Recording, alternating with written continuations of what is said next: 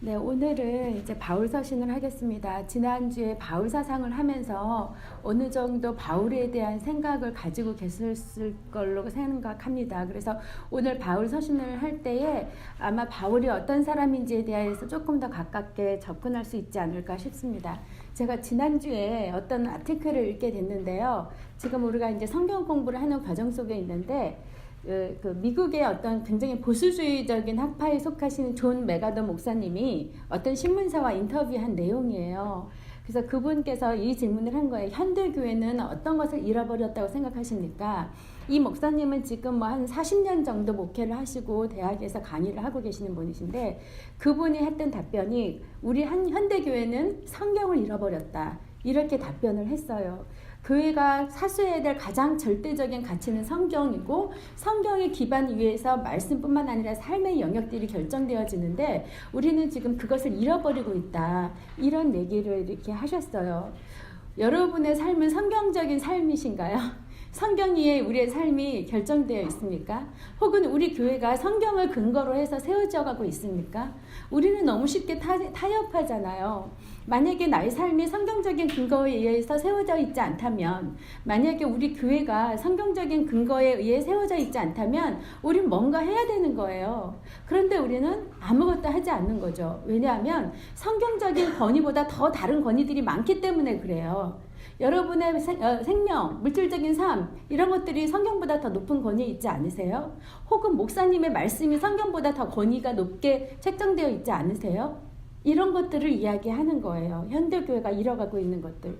그래서 성경으로 돌아가려면 어떻게 하면 좋겠습니까? 이 인터뷰하는 기자가 물었더니, 지금 그게 문제가 아니다. 지금 모든 이 교회 안에 일어나는 문제들은 성경의 부재로 인해서 일어나는 것인데, 지금 예수가 어떤 우리 다른 상황들이 아니라 정말 예수님께서 우리 교회에게 원하는 게 무엇인지 그것에 대해서 우리가 물어봐야 된다, 이 얘기를 이렇게 하셨어요. 굉장히 이제 보수 신학자이시기도 한데, 그래서 제가 이 지난주에 이 아티클을 읽으면서 다시 한번 생각을 하게 되죠. 우리는 늘 성경과 가깝게 살아가고 있다고 확실하게 믿으시잖아요. 여러분 웬만하시면 다 주일 예배 들으시죠. 어떤 분은 심지어 주일 예배뿐만 아니라 수요 예배도 오시고 금요 기도회도 오시고 또 각자 큐티도 하시고 말씀 나눔도 하시고 기도 모임도 하시고, 그 모든 모임을 할 때마다 우리 성경 거룩하게 이렇게 들고 다니잖아요. 가슴에 딱 끼고, 그리고 그거 열어서 보시고. 근데 그런 것들이 우리가 성경 위에서 살아가는 것이 아니라는 거죠. 자, 태도, 외형적인 태도하고 우리 마음의 부분들에 대해서 오늘 이제 바울 서신에 대한 이야기들을 들으면서 좀 나누어 보도록 하겠습니다. 여러분 아시다시피 사도 바울께서 한 13권의 서신서를 쓰셨습니다. 히브리서는 아직 누가 저작인지 알 수 없기 때문에 히브리서는 빼고 13권의 저작설이 있어서 13권, 그리고 매 전도 여행을 할 때마다 계속해서 사도 바울께서는 자기가 다녔던 지역 혹은 자기가 다니지 않았다 할지라도 그 교회 소문을 들었을 때 그게 성경적으로 혹은 교리적으로 복음에 합당하지 않을 때 그것에 대한 이슈들을 가지고 편지를 계속 쓰시게 됩니다. 그래서 제일 먼저 썼던 갈라디아에서 마지막 디모데후서를 쓰시기까지, 그래서 디모데후서 같은 경우는 이제 나중에 죽기 바로 직전에 쓰여진 서신서라고 이야기하죠. 그리고 이제 우리 사람들도 이렇게 보면은 성장하지 않습니까? 어릴 때 생각했던 게 다르고 지금 저희가 3, 40대 생각이 다르고 또 아마 6, 70대 이상이 가면 또 많이 달라질 거라고 생각합니다. 이 사도 바울도 그런 의미에서 많은 변화들이 있어 왔고요. 이 많은 변화들을 통해서 특별히 마지막 시기에 가면 굉장히 성숙한 단계에서 편지를 쓰시는 것을 보게 됩니다. 그래서 갈라디아서라든지 데살로니가 전후서 같은 경우는 사도 바울의 아주 초기 서신에 해당합니다. 그래서 이런 초기 서신들을 보면 그 당시 정말 예수님과 가장 가까운 시대에 있었던 그 복음의 원형들을 보게 됩니다. 사실 사도 바울이 쓰신 책들이 복음서보다는 더 먼저 나오게 되었지 않습니까? 그래서 복음서는 어느 정도, 물론 마가복음 같은 경우는 복음의 원형, 예수님이 하신 것들을 다렉트리 기록한 책들이지만 조금 더 신학적으로 성장을 했기 때문에 복음의 원형, 그 당시 1세기 사람들이 예수님의 오고 가시고 승천하신 이후에 가장 원형적으로 어떤 삶을 살고 있었고 어떤 생각을 예수님에 대해서 가지고 있었는지에 대한 이야기들을 아마 갈라디아서나 데살로니가 전서를 보시면 가장 근접하게 알 수 있습니다. 특히 데살로니가 전서 같은 경우는 복음 종말의 임박성에 대한 것들이 가장 많이 두각이 되어 있죠. 물론 마태복음이나 예수님께서 말씀하신 종말론에 대한 이야기도 있고, 또 가장 많이 우리가 알고 있는 요한계시록, 사실은 요한계시록은 종말에 대한 책은 아니지만 종말에 대한 책으로 알려져 있죠. 그 부분도 저희가 나중에 하겠는데요. 이 데살로니가 전서에 보면 어떻게 종말이 임박하게 오는지에 대한 이야기도 이렇게 하게 됩니다. 그래서 복음의 원형들은 갈라디아서나 데살로니가 전후서를 보면 바울이 생각했던 복음, 바울이 생각했던 예수 그리스도에 대한 이야기가 나오고 조금 더 이제 성장하게 됩니다. 사도 바울도 성장하고 성숙하면서 나중에 이제 디모데 전후서 목회 서신을 쓰기까지 이제 이르게 되는 거죠. 그럼 이렇게 많은 바울 서신들을 쓰시게 됐는데, 이 서신들을 쓰시는 여정들이 모두 대부분 전도 여행의 어간이었고, 특별히 마지막에 목회서신을 쓰실 즈음에, 옥중서신부터 목회서신을 쓰실 즈음에는 모든 대부분의 전도 여행을 마치고 로마서에서 죽기 직전에 가택연금 혹은 감옥에 있는 상황 속에서 서신서를 쓰시게 되었습니다. 그래서 아마 에베소서나 이런 골로새서 같은 것 읽으면 굉장히, 그러니까 처음에는 막 복음의 긴박성으로 막 읽혀지다가 나중에 이제 옥중서신들을 읽게 되면 이제 좀 차분하게 가라앉은 바울의 모습, 그리고 조금 더 교리적으로 이 성도들 마지막으로 케어하기를 원하는 그런 마음들을 이렇게 좀 엿보실 수가 있습니다. 그래서 골로새서에서는 예수 그리스도가 누군지 어떤 기독론에 대한 이야기를 하고 있고, 또 에베소서에서는 교회에 대한 이야기를 하고 있죠. 그래서 작년인가요? 재작년인가요? 한 목사님이 에베소서 1장에서 6절까지 다 외우셨잖아요. 아유, 나는 요즘 한 절 외우기도 힘든데 어떻게 6장을 다 외우기, 정말 대단하신 것 같아요. 그래서 이 에베소서를 통해서 교회가 어떤 것인지에 대한 이야기들을 이렇게 나누고 있습니다. 그래서 여러분, 교회에 대한 소망이 있으시면 어떻게 우리 교회를 잘 정말 하나님의 그 말씀에 세울까, 그럼 좀 에베소서를 묵상하시면 또 하나님께서 좋은 또 인사이트를 주실 거라고 믿습니다. 자, 이 사도 바울의 서신들을 수신한 많은 지역들이 있습니다. 여러분, 이게 지금 세계예요. 사실은 이 1세기에 살아가고 있는 사람들이 보고 있는 월드예요. 이 사람들에게는 뭐 다른 세계가 존재하지 않습니다. 그래서 이게 지금 전체 세계인데, 이 예루살렘, 이 근동 지역, 여기 지중해를 중심으로 한 예루살렘을 통해서 이제 북쪽으로 그 복음이 이렇게 펼쳐져 가게 되는 거죠. 그래서 안디옥을 기점으로 해서 이방 선교가 시작이 되고, 예루살렘을 통해서 유대인의 선교, 유대인에 대한 사역들이 시작이 되었는데, 이 안디옥을 기점으로 해서 아시아 지역으로 가면서 아시아와 그 위쪽 유럽까지, 때로는 육로를 통해서 때로는 해로를 통해서 그렇게 복음이 증거되었습니다. 그리고 어떤 지역 같은 경우는요, 예를 들면 골로새 같은 경우도 사도 바울께서 직접 교회를 세우지는 않으셨어요. 또 로마 같은 경우도 마찬가지입니다. 로마를 직접 나중에 이제 사도 바울이 가게 되었지만, 로마 교회도 사실은 로마에 누군가가 세운 거지 사도 바울이 세운 것이 아니죠. 그래서 저희들이 유측하기는 이 예루살렘에 여러분 그 유월절을 지키기로 왔던 유대인들이 있잖아요. 디아스포라 유대인. 그 예루살렘으로 왔던 디아스포라 유대인들이 있는 김에 77절까지 있지 해서 오순절까지 있다가 그때 성령을 경험하고 나서, 우리가 성령을 경험하면 가만히 있을 수가 없지 않습니까? 가만히 있으세요? 네. 성령을 경험하고 나서 이 사람들이 다 자기가 살던 지역으로 다 보이거든요. 다 자기가 살던 지역으로 다 흩어져요. 이제 다 흩어져 가면서 이제 교회가 세워지게 되는 겁니다. 그래서 로마 같은 경우도 아마도 이 77절의 오순절 사건을 경험한 어떤 디아스포라 유대인이 그것으로 돌아가서 교회를 세웠을 것이다 라고 하는 거죠. 자, 그러면 이 예루살렘과 가까운 지역, 또 예루살렘에서 멀리 갈수록 이방인들이 조금 더 많아졌겠죠. 예루살렘 안에는 대부분 유대인들이 살았다면 멀어질수록 많은 이방인들이 살게 됩니다. 그런데 이제 문제는 사도 바울이 복음을 전하면서 유대인에게만 복음을 전하는 것이 아니라 이방인들이 그리스도 안에 들어오기 시작했다는 거죠. 그러면서 이제 유대인들과 이방인들 간의 분쟁들이 생기기 시작합니다. 그래서 그런 문제들을 해결하고, 그런 문제들에 대해서 어떤 예수님께서 원하시는 신학적인 의미들이 무엇이 있는지에 대해서 이렇게 편지를 쓰시게 됩니다. 자, 그러면은요, 이 바울이 편지를 쓰실 때 대부분은 그 모든 문제 베이스로 바울이 편지를 쓰게 됐는데요. 문제 베이스라는 건 뭐냐면, 어떤 이제 이 당시에는 사람들이 직접 오가기도 했지만 당사자보다는 그 당사자 외부에 편지를 가지고 왕래를 하게 됩니다. 그래서 이 당시에 사도 바울이 편지를 썼을 때 제가 지난 주간에 이것을 목회를 했던 것이라고 이야기했던 건 뭐냐면 편지를 보내는 것 자체가 그 사람이 같다라는 것을 인정하는 것입니다. 이 고대 사회 안에서. 그래서 이제 이런 편지들을 통해서 어떤 교회 안에 있는 문제들을 해결하게 되는데요. 이제 사람들을 통해서 예를 들면 골로새 교회 안에 이단의 문제가 있다든지 로마 교회 안에 이방인들과 유대인 간의 종파 싸움이 있다든지 이런 문제들에 대한 이야기를 들으면 사도 바울이 그것을 베이스로 해서 편지를 쓰게 된다는 거죠. 그렇기 때문에 각 서신서들이 그저 어떤 전체적인 의미에서 하나님의 뜻에 대해서 예수가 그리스도이심에 대해서 이런 것들을 이야기한 것이 아니라 각 교회 가운데 있는 이슈들을 가지고 편지를 쓰게 됩니다. 그래서 우리가 사도 바울의 서신들을 읽으면 각 서신들마다 다른 차이점들을 발견할 수 있는 것이 바로 그런 이유 때문에 그렇다는 겁니다.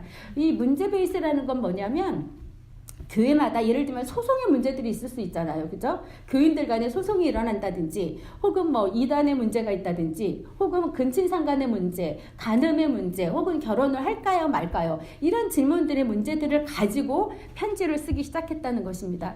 그래서 가장 많은 문제가 있었던 교회가 저희 이제 바울서신서 중에서는 어느 교회일까요? 여러분? 응? 어느 교회가 가장 문제가 많았었을까요?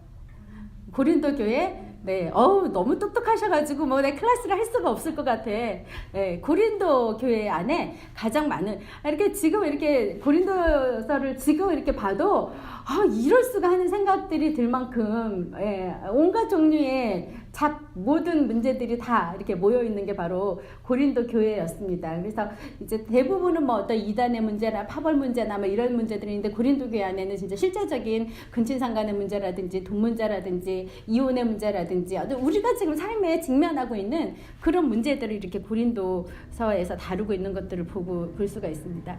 예. 그래서 이 대부분의 이제 바울 서신들은요, 편지를 받는 곳의 이름이 서신서의 제목이 됐어요. 아시죠? 고린도의 교회에 편지를 보내니까 고린도서, 골로새에 보내니까 골로새서 이렇게 편지의 이름이 주어져 있고요. 바울 서신 외의 서신들을 우리가 일반 서신이라고 지칭하잖아요. 일반 서신 같은 경우는 그 보내는 사람, 저자의 이름이 책의 이름이 되었어요. 그래서 베드로 사도가 보내면 베드로 전서, 후서, 야고보 사도가 보내면 야고보서.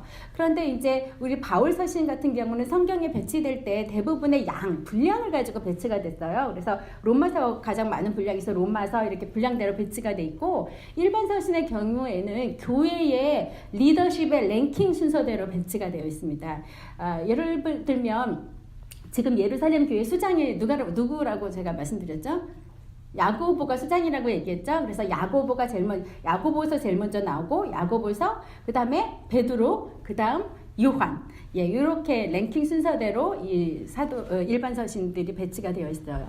자, 그럼 바울 서신의 특징은 문제를 베이스로 해서 쓰여졌고요. 또 두 번째는 유언 예방적이다. 이건 무슨 말이냐면, 사도 바울께서 편지 쓰실 때마다 굉장히 극단적인 용어들을 많이 썼던 것들이 표현이 많이 됩니다. 그건 뭐냐면, 내가 언제 죽을지도 몰라. 이것이 마지막이야. 자신의 삶 혹은 자신의 목숨을 걸고 하는 그런 이야기들이 많이 나와 있었다는 것입니다. 그러니까 그분께서 계속 편지 쓰실 때 이것은 나에게로부터 시작된 것이 아니고 이것은 사람의 생각이 아니라 이것은 그리스도로 말미암음이라. 이건 성령께서 그렇게 하셨다. 이 얘기를 굉장히 많이 하셨다는 거죠. 그래서 유언 예방적이라는 표현은 그런 건데, 제가 지난번에 이 부분을 시간이 없어서 못하고 지나갔는데요. 이게 바울 신학의 특징과도 연결이 됩니다. 특별히 바울에게 있어서는 예수님은 신이에요. 처음부터. 그죠? 예수님을 사람으로 만난 적이 없어요. 그렇기 때문에 어쩌면 사도 바울이 생각하는 예수님이 우리가 생각하는 예수님과 비슷할지도 모르겠습니다. 일반 제자들이나 그 당시에 함께 있었던 사람은 사람인 예수님을 보다가 그분이 하나님의 아들인 것을 깨닫게 되고 그분의 승천을 목격하면서 하나님으로 섬기게 되었지만, 사도 바울은 한 번도 예수님을 만난 적이 없었다는 거죠. 그렇지만 이 사도 바울이 한 번도 예수님을 만난 적이 없다가 예수님의 현현을 통해서, 그 회심 사건을 통해서 예수님이 하나님이신 것을 보게 된 거죠. 그것은 굉장히 체험을 기반으로 합니다. 그래서 사도 바울이 이렇게 논리적이고도 교리적인, 학문적인, 신앙적인 이런 많은 책들을 쓰셨지만 결국은 이 사도 바울의 가장 기반에는 중생 체험이 있었다는 거죠. 그 회심 사건을 통해서 뜨거운 예수님과의 만남, 그 만남을 통해서 부인할 수 없는 예수가 그리스도이심을 이렇게 책으로 쓰시게 된 거죠. 그래서 그런 의미에서 체험 중심 혹은 그리스도 중심, 이것이 바로 유언적인 그 편지를 쓸 수밖에 없는 어떤 베이스를 만들지 않았나 생각하게 되는 거죠. 자, 그리고 이방 세계 중심의 선교. 사도 바울은 곳곳에서 얘기하죠. 그래, 야고보, 베드로, 너네는 유대인을 향해서 갈 것이고 나는 이방인 선교를 위해서 부르심을 받았다. 해서 이 사도 바울은 자기 정체성이 아주 분명했던 사람이죠. 그죠? 여러분들의 정체성은 어떻습니까? 여러분들 왜 살아가고 있죠? 왜 태어나셨죠? 또 우리가 무엇을 위해서 계속해서 이 삶을 살아야 할까요? 네, 우리가 이제 조금 생각을 많이 하면서 살았으면 좋겠습니다. 그 생각을 하는 것 자체가 묵상인 거죠. 우리가 주님께 묻고 또 주님께서 말씀하시는 거 듣고 그렇게 가는 과정이 아닐까 싶습니다. 또 그리스도 중심.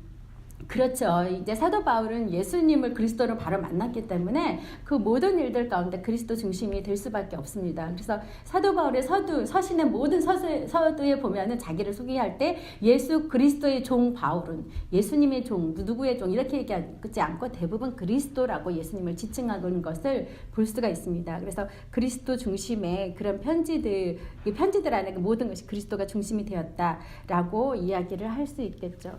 자, 그래서 지금부터 이제 사도 바울 서신의 한 부분을 보겠습니다. 그래서 그 사도 바울이 편지를 쓰게 된 배경, 목적들, 이유들, 그리고 사도 바울이 편지를 쓰게 된 예를 들면 고린도, 예를 들면 에베소 이런 지역들에 대한 어떤 배경적인 근거들을 조금 같이 나누고 목적들에 대해서 얘기하고 그리고 이 편지를 쓰게 된 전체 문제가 무엇이냐, 그 문제를 사도 바울은 어떻게 말씀을 하고 계시냐에 대한 주제들을 살펴보고요. 전체적인 그림을 이렇게 보도록 하겠습니다. 제가 여러분들에게 핸드아웃을 다 드렸는데요. 이게 정답이 절대로 아닙니다.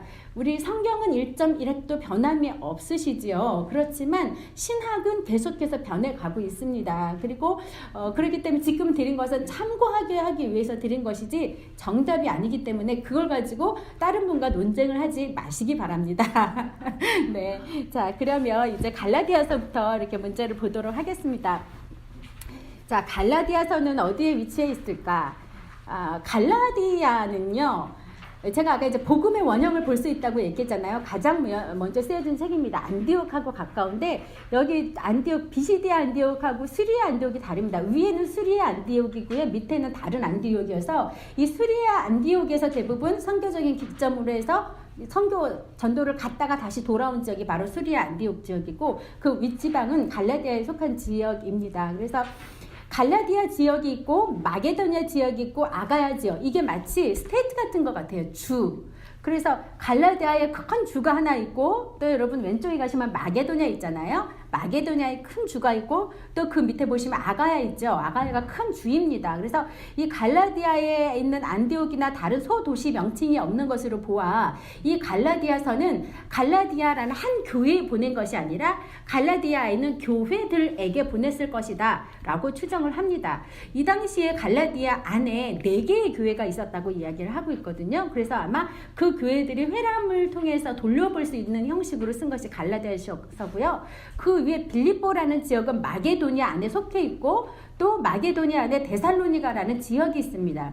이 데살로니가가 마게도냐의 수도이고요. 또 그 밑에 보면 고린도 있잖아요. 이 고린도는 아가야라는 주 같은 곳의 또 수도입니다. 그래서 고린도, 데살로니가, 빌립보, 그리고 오른쪽에 갈라디아, 또 왼쪽에 보시면 에베소라고 있죠. 예, 이 갈라디아의 왼쪽 지역이 다 아시아 지역입니다. 그래서 나중에 요한계시록을 보시게 되면 요한계시록에서 7교회의 편지를 쓰는 내용이 나오잖아요. 1장에서 3장에 보면. 그래서 그 7교회가 요 아시아 지역에 몰려 있습니다. 그 중에 한 교회가 에베소 교회이고요. 자, 그래서 지금 오늘 우리가 보려고 하는 것은 갈라디아 지역으로서 안디옥에서, 그러니까 사도 바울이 처음 복음을 전하기 위해서 출발했던 지역하고 가장 가까운 지역에 속해 있습니다. 그리고 1차 전도 여행을 마치고 나서 갈라디아에 있는 교회들에게 편지를 쓴 것이 바로 이 갈라디아서 교회가 되겠습니다. 자, 이 갈라디아는요, 제가 어릴 때 배울 때 자유에 대한 헌장이다 이렇게 배웠습니다. 실제로 갈라디아서 안에 어떤 자유에 대한 말씀이 많이 나와 있는데요.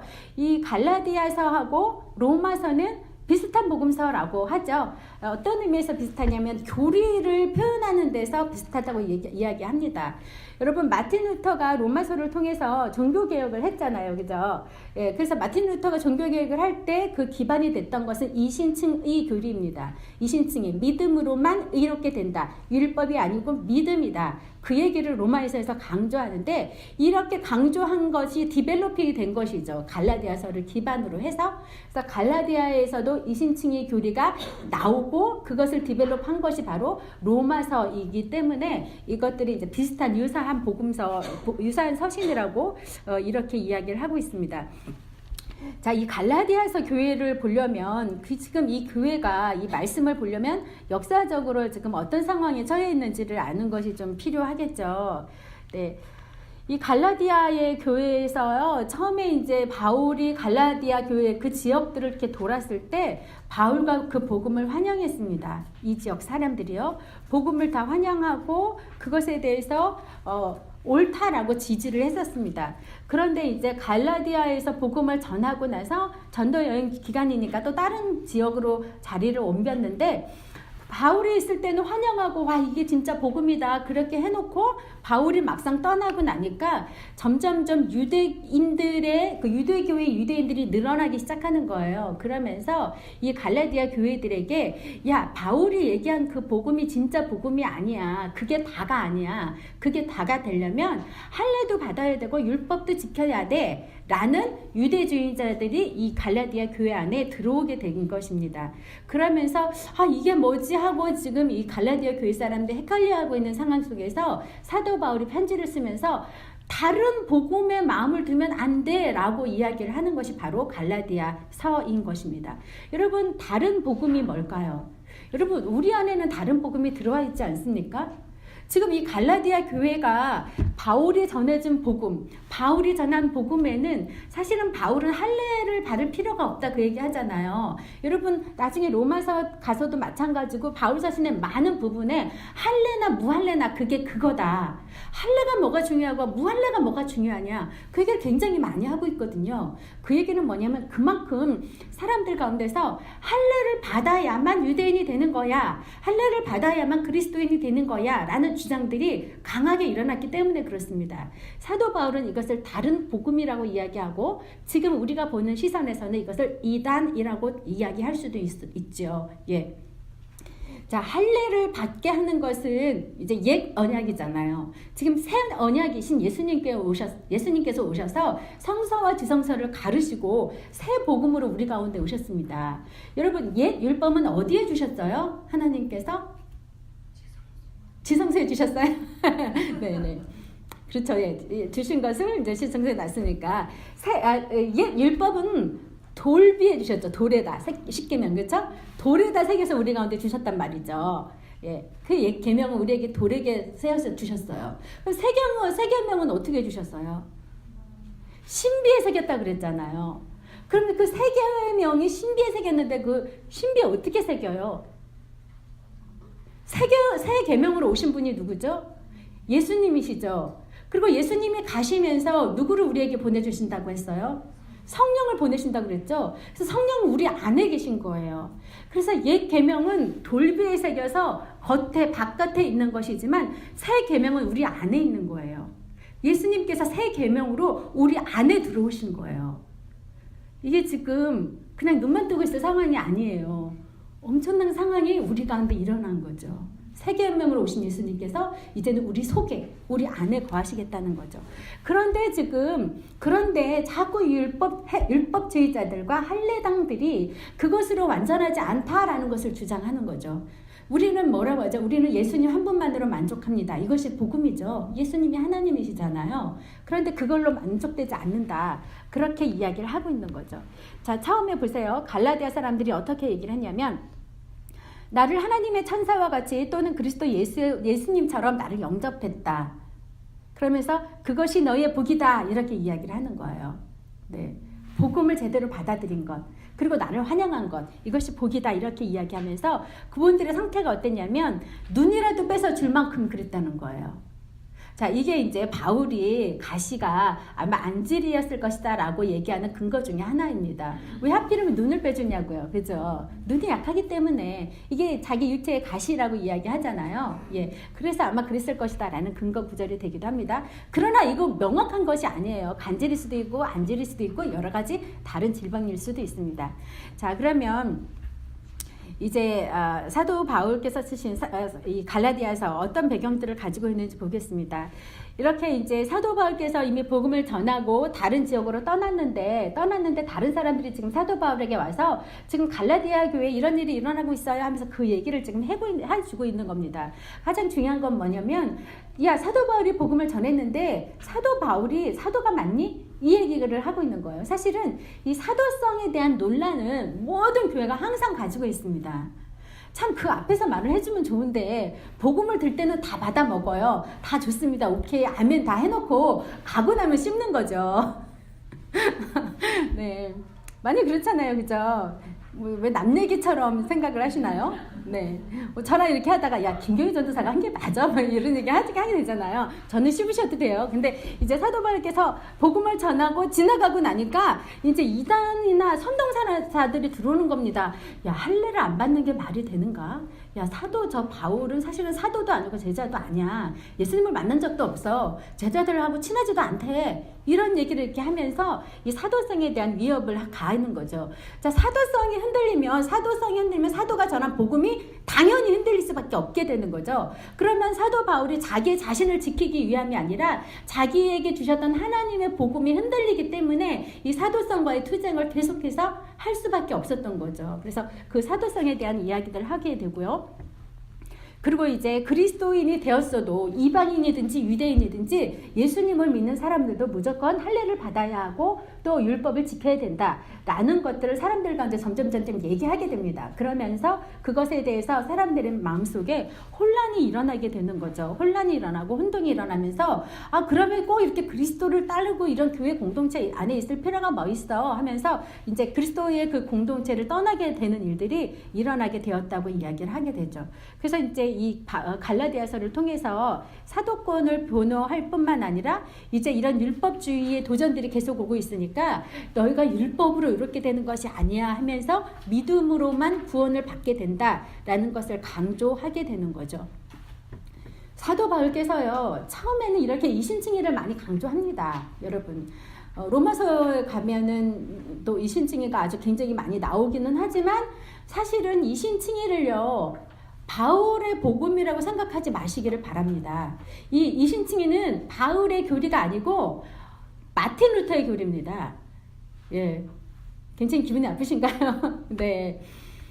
이신칭의의 교리가 있죠. 사도 바울은 반드시 그걸 얘기합니다. 믿음으로 이렇게 된다고 말을 합니다. 그러나 사도 바울은 그것만 말한 것이 아니라는 거예요. 이 바울이 말한 서신서의 모든 신학화한 이 작업들이 이신칭의만을 이야기한 것이 아닙니다. 처음 우리가 예수님을 만날 때는 이신칭의가 너무 중요하죠. 우리는 다른 것으로 구원을 얻을 수 없습니다. 천하 만민의 다른 이름을 우리에게 주신 일이 없어요. 예수님을 통해서 구원을 받습니다. 그러나 구원받은 다음에 근데 so what? 어떻게 하겠냐는 거죠. 구원받은 하나님의 백성들이 이제 하나님의 은혜 안에서 그 하나님이 주신 것을 누리면서 살아가는 거예요.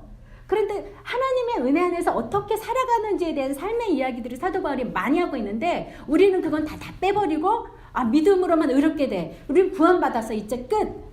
이제 예정 혹은 그 구원의 완성으로 끝나버리는 것으로 가기 쉽다는 거죠. 사실은 그렇지 않다라는 것들을 이야기하려고 이야기하는 겁니다. 예, 마틴 루터가 종교개혁을 할 당시에는 이신칭의가 너무나 필요했기 때문에 시대적인 요청에 의해서 그것들을 하게 되었지만 점점 사도 바울의 후기로 가는 서신서들을 보게 되면 우리의 행함에 대한 강조들이 많이 나오고 있다는 것들을 이렇게 보게 됩니다. 그러나 이 갈라디아서 같은 경우에는 초기 서신이죠. 아주 초기에 사도 바울이 쓴 서신이기 때문에 이 이신칭의에 대한 것들이 강조될 수밖에 없었다는 것입니다. 더군다나 이제 이때 시대적인 상황이 율법을 지켜야만 된다라는 율법의 행위를 굉장히 많이 강조한 겁니다. 사실 사도 바울도 바리새파 중에 바리새인인데 이 바리새파의 가장 큰 특징이 모든 유대인들이 단 하루라도 다 율법을 100% 지키면 그때 메시아가 온다. 그때 이 나라가 온전하게 건축될 것이다 라고 믿었기 때문에 이 율법주의자들은 계속해서 그걸 놓고 있지 않고 계속해서 그리스도도 믿으면서 율법도 지켜야 된다는 것을 강조했던 겁니다. 여러분은 우리가 율법을 완벽하게 지킬 수 있을까요? 자, 이 모든 유대인들, 정말 하나님의 선민이라고 했던 그들이 그 율법을 단 하루라도 한 사람도 빠짐없이 지킬 수 없었는데 2000년이 아니라 지금 몇 년이에요? 4000년 넘게 지킬 수 없었는데 지금 우리가 율법에 정하는 그 죄를 범하지 않을 사람이 있겠느냐는 거죠. 심지어 예수님께서 율법을 더 아주 확장하셨어요. 자, 구약에서는 율법을 행위로 지키지만 않으면 죄를 범했다고 규정했는데 예수님은 아예 생각만 해도 죄라고 얘기하니까 도망갈 사람이 아무도 없는 거죠. 정말 아무도 없는 거. 우리는 율법으로는 도저히 의롭다함을 받을 어떤 근거가 하나도 없는 거예요. 우리는 모두 다 구원을 받을 수가 없다는 거죠. 예. 그래서 이 갈라디아서를 여러분 생각하시면 할례당과 율법주의자들의 공격이 있었기 때문에 그 공격을 방어하기 위해서 사도 바울이 이 신칭의를 내세울 수밖에 없었다라는 것들을 이렇게 생각하시면 되겠습니다. 여러분 우리가 가지고 있는 여러분들의 문화 있죠. 우리 모태신앙이라고 할지라도 자기가 생각해왔던 그 가치관이 있습니다. 그런데 자기가 가지고 있었던 가치관, 세계관 혹은 가장 옳다라고 여겨지는 그 사상이 하나님의 복음과 배치되면 어떻게 할까요? 우리는 굳이 이게 옳다고 얘기하죠. 우리 자존심 있잖아요. 우리 자존심 강한 사람이잖아요. 그죠?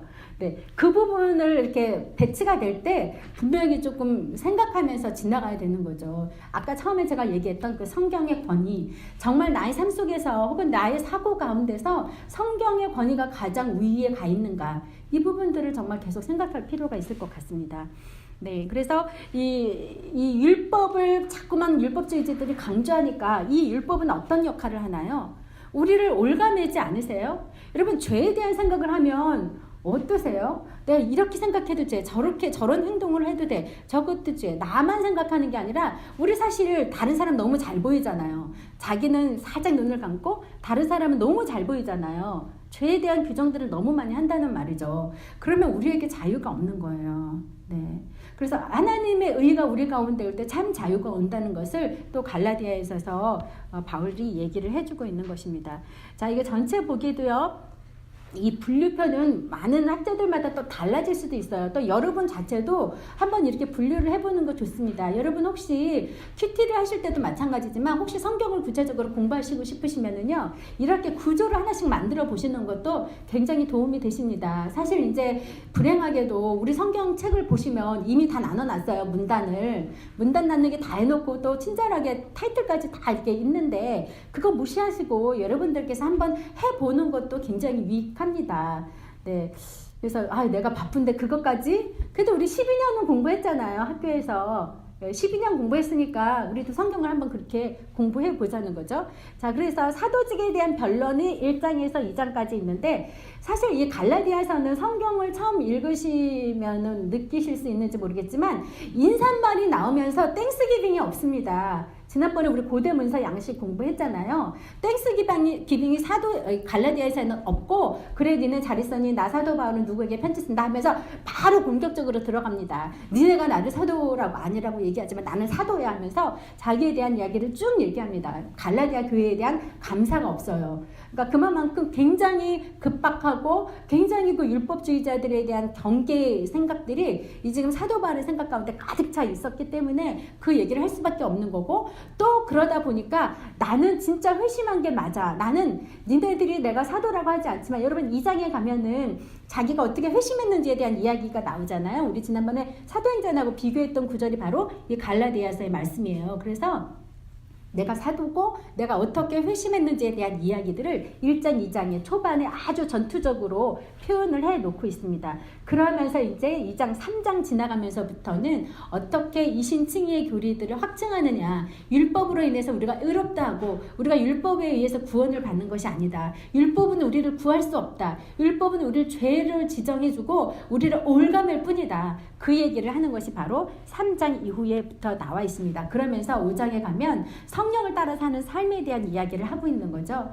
예, 사도 바울은요, 이신칭의만 얘기하지 않습니다. 언제나 삶에 대한 이야기를 같이 하고 있는 거죠. 그래서 어떤 사람들은 사도 바울하고 마치 야고보 사도가 싸우는 것처럼 이렇게 이야기를 하는데 사실은 같은 이야기를 하고 있는 거예요. 나중에 그 부분에 대해서도 좀 나누도록 하겠습니다.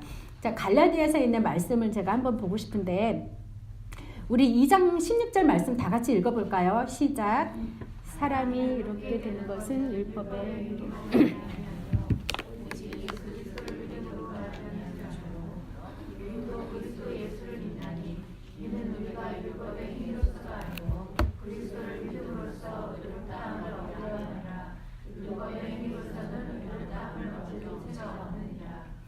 그렇죠, 여러분.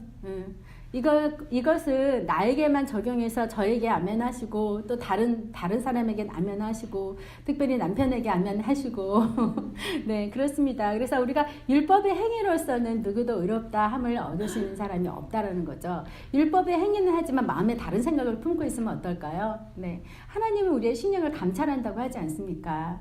네. 중언부언하는 기도도 마찬가지입니다. 여러분 중언부언하는 기도를요, 여러분 반복해서 하는 기도를 중언부언 기도라고 이렇게 오해하시는 분들이 간혹 있는데 그것이 아닙니다. 우리가 때때로 반복하는 기도들 굉장히 많잖아요. 사실 우리 변화되지 않은 우리 성품의 연약한 모습들, 또 어떤 정말 소망하는 것들이 있는데 그것들이 이루기까지 우리는 중언부언하는 거죠. 계속해서 반복해서 기도를 합니다. 그런데 중언부언이라고 예수님께서 비판적으로 말씀하셨던 것은 말만 하는 거지 그 안에 마음이 없기 때문에 그런 거죠. 하나님은 우리의 입술의 소리를 듣기를 원하시는 것이 아니라 우리의 마음을 감찰하시고 우리의 마음을 보기를 원하시는데 마음과 상관없이 그저 앵무새처럼 떠드는 그런 중보기도, 중언부언하는 그런 것에 대한 비판을 이렇게 말씀하신 거죠. 그래서 6장 8절에는 자기 육체를 위해서 심는 자는 육체로부터 썩어질 것을 거두고 성령을 위하여 심는 자는 성령으로부터 영생을 거두리라. 아멘. 여러분 지금 우리가 이렇게 말씀을 사모하고 기도하고 주님 안에 있는 것이 성령을 심는 행위라고 생각하시나요? 네, 그렇죠. 그런데 여러분들이 친구들과 맛있는 밥을 먹고 사랑하는 것도 성령으로 심는 행위인가요? 그것도 성령으로 심는 행위입니다. 여러분 성과 속을 너무 구별하지 마시기 바랍니다. 예배를 교회에서만 드리는 것이 아닌 것처럼 성과 속, 교회는 성이고 세상은 속이 아니라는 거죠. 저희 이제 어떤 카톡방에 어떤 분께서, 물론 이제 성경을 이제 연구하는 카톡방이니까 이제 쭉 이제 했는데 어제 어떤 분이 그런 얘기를 했어요. 핸드폰 그 서비스 업체 있잖아요. 어떤 게 제일 저렴한지 자기가 플랜을 바꾸려고 하는데 어쩌고저쩌고 하면서 이제 어떤 분이 이제 플랜을 소개해줘갖고 플랜을 바꿨는데 그게 너무 좋았다고 이렇게 올렸어요. 그러면서 그분이 하는 얘기가 성경적인 얘기를 하지 않고 맨날 이런 얘기만 해서 죄송합니다. 이렇게 글을 올리신 거예요. 그래서 제가 왜 죄송하지? 그런 생각이 들은 거예요. 우리가 그런 이유에서든지 아니면 성경적인 디스커션을 위해서라든지 어떤 것을 통해서라도 서로 사랑하는 것이 하나님께서 원하시는 거지 왜 꼭 성경적인 것만 올려야 되고 왜 성경적인 표현, 거룩한 표현을 해야만 우리가 하나님 안에 있는 것인가요? 그렇지 않은 거죠. 우리가 지금 성경을 공부하러 오고 기도 모임을 온다 할지라도 우리 안에 악심과 탐심이 가득하다면 혹은 내가 기도 모임에 온 것이 어떤 다른 이유가 있다면 그것은 이미 거룩이 아닌 거예요. 사실 사도 바울께서 그런 이야기들을 많이 하고 있는데 우리는 이제 우리가 원하는 것만 딱 가져가는 거죠. 자, 다 보겠습니다. 그러면서 이제 이 사도 바울이 이후로는 누구든지 나를 괴롭게 하지 말라. 내 몸에 예수의 흔적을 지니고 있노라. 네, 이 너무 멋있잖아요. 내 몸에 예수의 흔적이 있다. 저는요 옛날에 이거를 스피리추얼 영적으로만 받아들였어요. 그렇지, 예수님께서 우리 안에 계시고. 근데 제가 사도 바울을 보면서 이제 이분이 몸에 정말 흔적이 있으신 거예요. 40의 감암매를 그렇게 맞으셨으니까 온몸에 매의 흔적이 있었겠죠. 아마 눈은 제대로 뜨고 다녔을지 모르겠어요. 언제나 얼굴은 부어있을지도 모르겠고, 언제나 그 정말 매맞음의 흔적. 근데 이 사람이 법을 어기거나 어떤 잘못된 행위를 통해서 매를 맞은 게 아니잖아요. 그죠?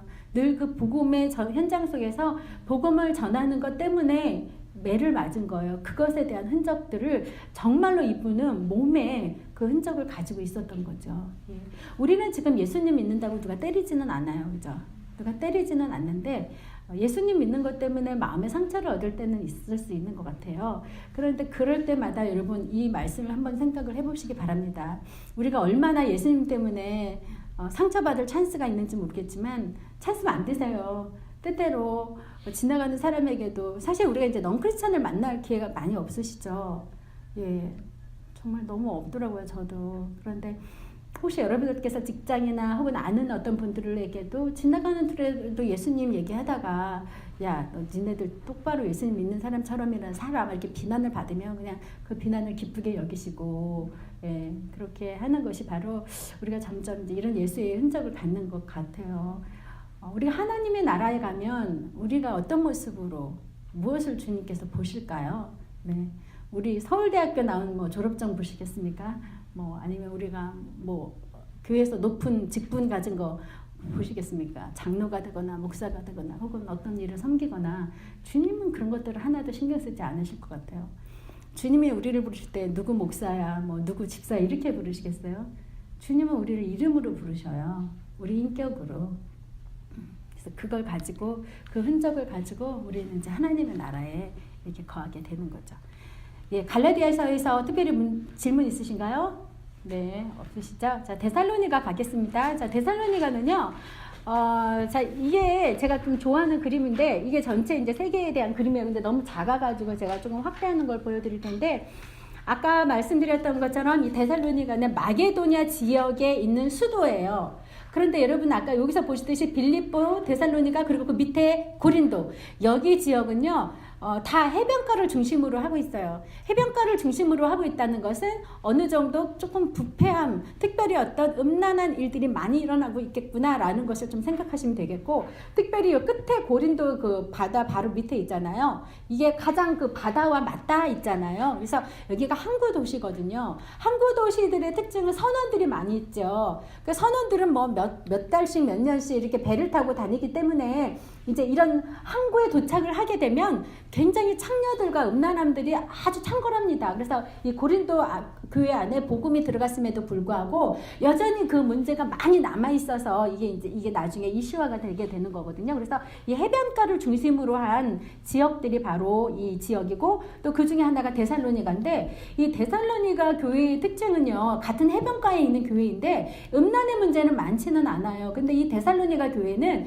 박해가 굉장히 심했습니다. 이 고린도 교회는 박해가 없어요. 예수님을 믿든 누구를 믿든 이 고린도 사람들 신경을 안 써요. 워낙에 그 우상을 섬기는 사람들이 많았고, 또 음란했기 때문에 하나님의 거룩함이 들어가면 불편하죠. 그렇기 때문에 믿든지 안 믿든지 상관을 안 했어요. 특히 이 고린도 오른쪽 끝에 살짝 오른쪽 위에 올라가 보면 아덴이라고 나와 있죠. 아데네라고 하는 곳이거든요. 거기는 온갖 잡신이 다 모여 있는 곳이에요. 그리고 또 이쪽 지역의 특징들이, 여기가 뭐 밑에 스파르타 뭐 이런 지역들이 있는데, 여기가 이제 정치가 발달한, 또 철학이 발달한, 소크라테스, 플라톤이 다 이 동네 사람들이잖아요. 그죠? 예, 그런 지역에 있는 곳이고, 그 바로 윗지역이 이제 데살로니가인데, 이 데살로니가에서는 임박한 종말론을 이야기했어요. 왜 그랬을까?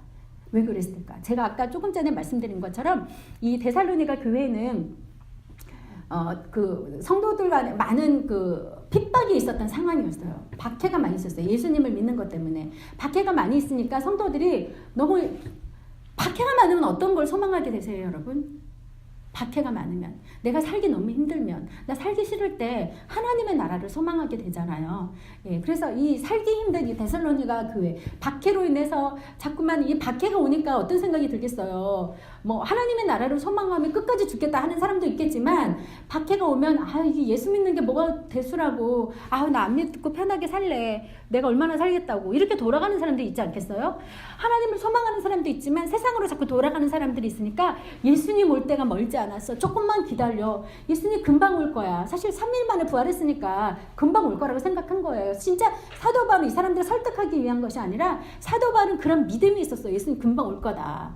근데 나중에 이제 데살로니가 전서에서는 임박한 종말론을 해서 예수님 막 올 것처럼 이야기하지만 이제 데살로니가 후서에 가면은 예수님 좀 천천히 올 거야. 그치만 곧 오셔. 이 얘기로 약간 늦춰지는 것을 볼 수가 있는데요. 그래서 이 데살로니가의 이 교회들은 이제 내용 자체는 굉장히 짧지만 굉장히 그 복음의 원형들이 나와 있고요. 갈라디아 교회가 1차 전도 여행하면서 쓰여졌고 이제 예루살렘의 교회 가서 모든 교회들에게 율법을 다 준수하지 않아도 된다 하면서 이방 선교 문이 활짝 열렸어요. 그러니까 1차하고 2차, 3차는 약간 내용이 다르거든요. 그래서 예루살렘 회의를 통해서 이방인 선교가 자유롭게 그 문이 활짝 열리면서 이제 가기 시작했던 것이 이 데살로니가 교회인데 이 데살로니가 교회에서 이제 그 복음을 전하면서 했던 내용들의 이야기가 나와 있는 거예요. 데살로니가는요, 사실은 사도 바울이 많이 머물지 않았어요. 딱 3주. 성경에는 새 안식일 이렇게 얘기하거든요. 안식일 3번 보냈으니까 3주밖에 지나지 않았잖아요. 3주밖에 지나지 않았는데도 교회가 세워졌고 교회가 세워진 그 교회가 그렇게 많은 사람들의 박해와 핍박이 있었는데도 불구하고 굳건하게 믿음을 지킨 거예요. 그래서 사도 바울의 입장에서 너희들 정말 고맙다. 정말 잘하고 있다. 격려하고 그 박해 상황을 조금만 견뎌라. 조금만 견디면 이제 예수님은 오실 거야. 너희를 구원하실 거야. 그리고 너희를 핍박하고 박해했던 자들은 전부 다 저주 가운데 들어갈 거야. 이런 이제 소망의 메시지들을 이렇게 주게 되는 거죠. 네. 자, 데살로니가에 갔다가 우리를 쫓아내고, 자, 여기 데살로니가는요, 참 저자가 바울만 나와 있지 않아요. 그죠? 바울과 실라와 디모데가 편지한 논이 이렇게 나와요. 그래서 사도 바울께서 쓰신 초기 서신들을 보면 내가 바울 한 사람만 쓴 걸로 나오지 않고요. 두세 사람이 같이 엮여져 있어요. 왜냐하면 초기에는 사도 바울의 입지가 그렇게 튼튼하지 않았거든요. 많은 사람들이 아직도 사도성을 의심하고 있었고 튼튼하지 않은 상황이고 또 제자들 가운데도 많이 친한 상황이 아니었기 때문에 그때는 실라나 혹은 디모데나 몇 사람을 같이 묶어서 편지를 쓰는 것처럼 가지만 나중에 후기에 가면서는 사도 바울 이름 혼자 나와요. 이때 되면 이제 사도 바울이 바울 사도로서 혹은 또 많은 제자들과 사람들에게 인정되어진 시점이구나 라고 생각하시면서 읽으시면 될 것 같아요. 그래서 처음에 데살로니가를 갔을 때 쫓겨나요. 쫓겨나고 나서 이제 다시 빌립보를 거쳐서 아덴 지역으로 이렇게 넘어가게 되었다라는 이야기를 하고 있고요. 그래서 사도행전 17장에서는 이 데살로니가의 상황에 대해서 밤에 형제들이 바울과 실라를 베레아로 보내니, 예, 쫓아내고 자꾸 때리고 그러니까 이제 형제들이 보내는 거예요. 여기 있지 말고 가십시오. 그래서 3주 있다가 다른 지역으로 이렇게 옮겨가면서 가게 되는 거죠. 그런데 디모데는 핍박을 안 받아요. 사도 바울만 핍박을 받죠. 예, 왜 그럴까요? 네, 유대인이 아니니까. 디모데는 섞였으니까. 근데 사도 바울은 피어 유대인이니까. 그걸로 봤을 때 이거는 다른 종교여서 핍박한 것이 아니라 사도 바울은 여전히 유대교도 안에 있는데 다른 얘기를 하고 있으니까는 7위 차원에서 핍박을 하게 됐다는 이야기인 거죠. 유대인의 입장에서는 사도 바울은 굉장히 이단화가 된 거죠. 예. 이런 얘기를 하게 되면 참 또 고민이 되는 게 천주교하고 이 개신교는 어떤 관계일까 고민을 하게 되는 거죠. 네, 고민을 좀 하셔야 되는 것 같아요.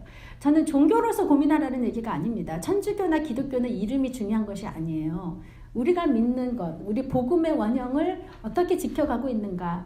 그래서 어떤 사람들은요, 이 신층이 교리에서 요즘 처음엔 이제 칼빈주의로 완전히 흘러가다가 이제 웨슬리안 신학에서 얘기하는 행위에 대한 이야기를 좀 하기 시작하면서 어떤 분은 우리가 다시 천주교로 돌아가는 게 아닌가라는 이야기를 하시는 분들이 계세요. 근데 지금 우리가 생각하고 있는 어떤 새로운 뉴 퍼스펙티브라고 했던 세 관점은 천주교로 돌아가자는 얘기가 절대로 아닙니다.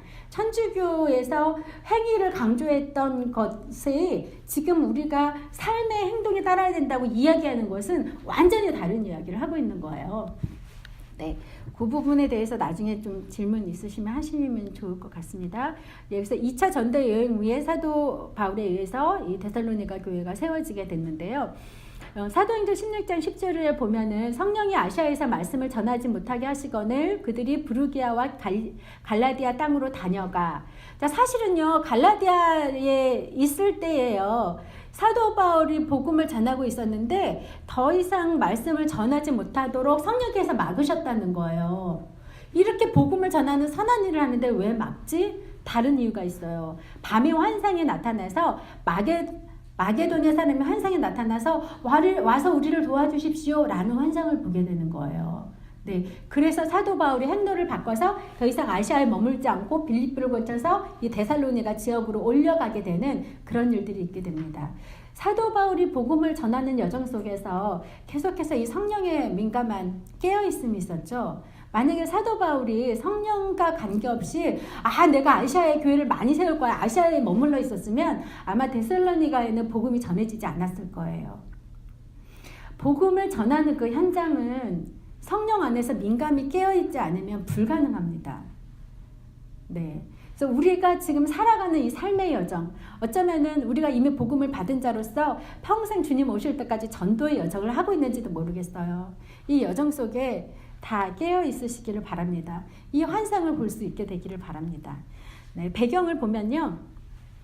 이게 이제 마게도니아 지방의 수도의 중요한 항구 도시인데 그렇게 큰 도시는 아니라고 얘기해요. 그렇지만 많은 유대인들이 이미 살고 있었다. 그러니까 로마 쪽으로 가면 유대인보다 이방인 숫자가 훨씬 많아요. 예루살렘이랑 머니까. 근데 여기는 아직도 안디옥에서 조금 올라가면 되는 북쪽, 남쪽에 속한 유럽 지역이기 때문에 많은 유대인들이 이제 이주해서 가서 살고 있었고, 그 전에 바벨론이 멸망하고, 여러분 기억나시죠? 네, 남유다가 멸망했을 시점에 살았던 사람들이 흩어져서 디아스포라를 형성하고 살았을 것이다. 유대로 내려오지 않고 그 사람들인 거예요. 예. 그렇지만 그 사람들이 흩어져서 그렇게 디아스포라로 살고 있었지만 여전히 유대인의 그 정체성을 가지면서 이렇게 살고 있었던 거죠. 그리고 그 중에 이제 돌아와지는 이방인들 같은 경우는 뭐냐면 아덴을 중심으로 해서 아덴 위쪽이 데살로니가고 아덴 아래쪽이 고린도 지역인데 많은 이방신들이 있잖아요. 그리고 특별히 여러분 로마는요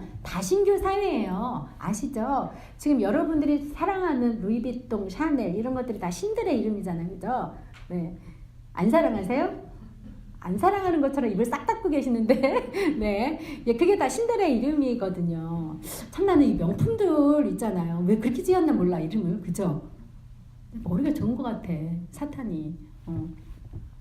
그래서 그 많은 다신교 사회잖아요, 그죠? 다신교를 믿다가 갑자기 이 유일신 예수님을 믿어야 복음 구원을 받아 이 얘기를 하니까 약간 이제 신비스러움을 느끼면서 교회에 들어온 그 데살로니가 사람들도 있었다 이렇게 이야기를 하고 있죠. 그 가운데서 쓰여졌는데 데살로니가 성도들의 믿음을 칭찬하고, 그러니까 이런 박해 속에서도 너희들이 믿음을 지킨 것에 대해서 수고했다 그 얘기를 하는 거죠. 그러면서 예수님의 그 재림이 임박했다, 그 부활에 참여하는 사람이 되었으면 좋겠다라는 얘기의 의미로 이 데살로니가를 쓰게 됩니다. 그래서 이 데살로니가는요 지금 성도들이 당하고 있는 환난과 박해에 대한 포커스가 많아요. 그리고 이렇게 환난 가운데 있으니까 곧 조금만 기다리면 예수님께서 오실 것이다. 그래서 예수님의 재림에 대한 이야기를 하고 있고, 그렇게 또 그 재림을 기다리면서 너희들이 지금 그 교리적으로 흔들리지 않고 지키고 있는 것에 대해서 고맙다 하면서 이제 얘기를 마무리하고 있죠. 자, 임박한 종말론, 임박한 종말론에 대해서는 요한계시록에도 있고 데살로니가 전서에도 있습니다. 요한계시록은요, 이 데살로니가 교회가 아주 작은 국부적인 어떤 박해 상황이라면 요한계시록이 쓰여진 상황은 아주 한 지역적인 박해입니다. 지금 이제 사도 바울께서 움직이고 있던 이 시대는요, 아직까지는 전국적인 박해가 일어났던 게 아니라 가장 박해가 심했던 것은 로마예요. 그래서 로마에 카타콤들이 많이 있지 않습니까? 그래서 가장 박해가 심했던 것은 로마 지역을 중심으로 한 지역이고, 이런 예루살렘이나 혹은 다른 안디옥이나 이런 이방 지역은 로마의 박해라기보다는 유대인들끼리 치고받고 싸우는 정도의 박해라고 생각을 하시면 될 것 같아요. 그래서 이제 이 데살로니가는 국부적인 박해라면 이 요한계시록에서 얘기하는 것은 아주 전국적인 박해여서 그리스도인들이 있는 곳에는 전부 다 그 로마의 박해가 있는데, 제가 지금 말씀드리는 박해는 그냥 혼나는 매를 맞는 정도가 아니라 죽임을 당하는 거죠. 사자들에게 찢김을 당하거나 뭐 여러 가지의 박해 수단이 있었다고 하잖아요. 창으로 찔러 죽이는 것뿐만 아니라 어떤 사형 틀 같은 데 놓고 송곳 같은 거에서 사람을 집어넣어서 이렇게 압축시켜서 죽기도 하는 여러 가지 그런 박해 상황 속에 있었기 때문에 사도 요한이 그 편지를 쓸 때는 그런 박해를 견딜 수 있도록 소망의 메시지를 준 거였어요. 그래서 지금 너희들이 이런 여러 가지 죽음의 위협도 또 너희들이 아는 사람들이 계속 죽어가고 있고 굉장히 고문 속에 힘들고 있는 상황 속에 있지만 너희들이 조금만 견뎌라. 예수님께서 다시 오실 것이다. 라는 메시지를 주면서 너희들에게는 새하늘과 새 땅이 예비되어 있어. 그렇지만 너희를 박해하는 저 바벨론 큰 성, 사실 바벨론은 없어진 지 오래됐잖아요. 근데 바벨론은 그 유대인들을 잡아먹었던 나라잖아요. 그래서 이 유대인들에게 있어서는 우리를 괴롭히는 어떤 이미지 하면 바벨론이에요. 그리고 또 이 요한계시록에서 말하는 우리를 죽이려고 했던 어떤 나쁜 사람 이미지 하면 그건 네로예요. 그래서 네로와 바벨론 하면 유대인을 가장 크게 공격했던 하나의 심볼 같은 것으로 보시면 돼요. 요한계시록을 쓸 땐 네로도 죽고 없고 바벨론이라는 나라는 아예 없잖아요. 그죠? 그래서 하나의 심볼로 사용하면서 걔네들은 지옥불로 갈 거야 라고 이야기하면서 하나님의 새하늘과 새 땅 그리고 지옥 불못을 대비해서 이야기하면서 그러니까 조금만 참아 이런 얘기를 하고 있는 거예요. 사실 시편도 보면요 종말론적인 메시지들 굉장히 많고 또 우리 성도들을 위로하는 메시지가 굉장히 많은데 여러분 되게 열받을 때요 정말 억울한데 말 못할 때 여러분 저는 가끔 시편을 보거든요. 여러분 안 보세요? 시편을 보면 진짜 아주 적나라하게 나와요. 주님 내 원수를 그 상을 다 엎으시고 그 원수들을 죽여주십시오. 뭐 저주하십시오. 그 사람만 저주하는 게 아니라 제 자자손손 저주하십시오. 아주 그런 얘기들이 되게 저주하리에 대한 적나라하게 많이 나와요. 예. 그것들이 이제 사실은 우리 삶에 대한 이야기들을 하고 있는 거죠. 시편에서도. 그래서 이 임박한 종말론 그래서 이제 예수님이 오시는 것에 대해서 준비하라고 얘기를 하는데 또 문제는 뭐냐면 이 박해받는 상황 속에서 예수님이 오심을 준비하라고 얘기를 했는데 또 하나는 이제 예수님이 곧 오실 거니까 우리 뭐 해야 돼요? 열심히 먹고 놀아야죠. 그죠? 예수님 오시기 전까지. 또 예수님이 곧 오신다고 하니까 예수님 오시는 것만 기다리는 거예요. 아무것도 안 하고. 네. 그래서 여러분 사실 지금도 종말론자들이 많은데 우리가 그걸 눈을 떠서 봐야 돼요. 그리고 이 종말론자들이 얘기하는 가장 큰 핵심이 또 뭐냐면 곧 종말이 올 거다. 니네 재산들가 다 뭐 할 거냐? 그래가지고 집 팔고 소 팔고 해가지고 다 그 종교 그 단체에다 막 주고 또 공동체 생활하고 막 그러잖아요. 그러면 여러분 생각을 해보세요. 종말이 올 거니까 내가 돈이 필요 없어. 그러면 그 단체는요 돈이 왜 필요해요? 종말이 오는데? 근데 자기네는 돈을 많이 받고 니네들은 돈 없이 그냥 종말을 준비하라. 이렇게 이게 아이러니하잖아요. 그죠? 근데 우리 애는 딱 거기까지밖에 생각을 못하는 것 같아요. 사단이 눈을 가리면 볼 수가 없고 들을 수가 없게 되는 예. 그렇게 이제 그래서 여기도 무의도식 하면서 이제 예수님 오실 거니까 그렇게 살았던 사람들이 있었다는 거예요. 그래서 그것에 대한 경계에 대해서 이야기를 하는 거예요. 여러분은 어떻게 하실 거예요? 내일 예수님이 오신다면 뭐 저기 가서 사과나무 심으시겠어요? 아마 대부분은 교회 가서 기도원 이런 데 가가지고 하루 종일 금식하고 기도하면서 내 죄 용서해 주세요. 그걸 회개하지 않을까요? 지금까지 지은 죄 뭐 알고 지은 죄 모르고 지은 죄 다 용서해 주시고 저 좀 제발 천국 데려가 주세요. 뭐 이런 기도를 하지 않을까요? 내일 온다면. 네. 근데 주님 그렇게 안 하신다는 거죠. 도적같이 오는 거예요. 예. 우리 한국은 수능이 있잖아요. 그쵸? 수능이 있고 시험이 굉장히 있는데 여기 애들 시험 없잖아요. 도적같이 이제 대학을 갈 때가 임하는 거예요. 하이스쿨 애들한테. 근데 자기가 잘한 애들은 자기가 원하는 목표하는 대로 가는 거고 그동안 안 한 애들은 목표하는 대로 못 가는 거예요. 너무 성경적인 것 같아. 캐나다 입시 시스템이. 우리는 그걸 뭐라 그러죠? 벼락치기 없어요. 예, 벼락치기 없어요. 우리의 공력을 따라 주님께서 상급을 주실 것이고 우리의 믿음을 따라 하나님의 나라와 그렇지 않은 것이 분리될 거예요. 벼락치기는 우리에게는 없어요. 데살로니가 후서를 또 잠깐 하도록 하겠습니다. 이 데살로니가 전서도 아주 초기에 쓰여진 책이죠. 자, 그리고 데살로니가 후서를 잠깐 들어가기 전에 이 메시지를 보겠습니다. 그래서 이제 그런 사람들이 있으니까 주님의 날이 밤에 도둑같이 임할 것이다 라는 이야기를 하는 거예요. 근데 이런 얘기를 듣고 나니까 이제 나중에 이제 고린도 가면은 그러면 예수님이 이렇게 도둑같이 올 텐데 제가 결혼을 해야 되겠습니까? 말아야 되겠습니까? 이런 질문들도 막 하게 되는 이유가 바로 이런 것들을 근거로 해서 질문들이 나오는 거거든요. 그러면서 다른 이들과 같이 자지 말고 오직 깨어 정신을 차릴지라. 네, 우리 계속 정신을 차릴 수 있을까요? 잠깐 하면 졸고 잠깐 하면 자고 그리고 너무 깊이 잠들면 자기가 자는지도 모르고 막 목소리 높이고 있을 때 그럴 때 굉장히 많이 있잖아요. 예. 이런 말씀이 곳곳에 있는데도 우리는 왜 이렇게 정신을 차리기 힘들까? 정말 힘든 것 같아요. 제가.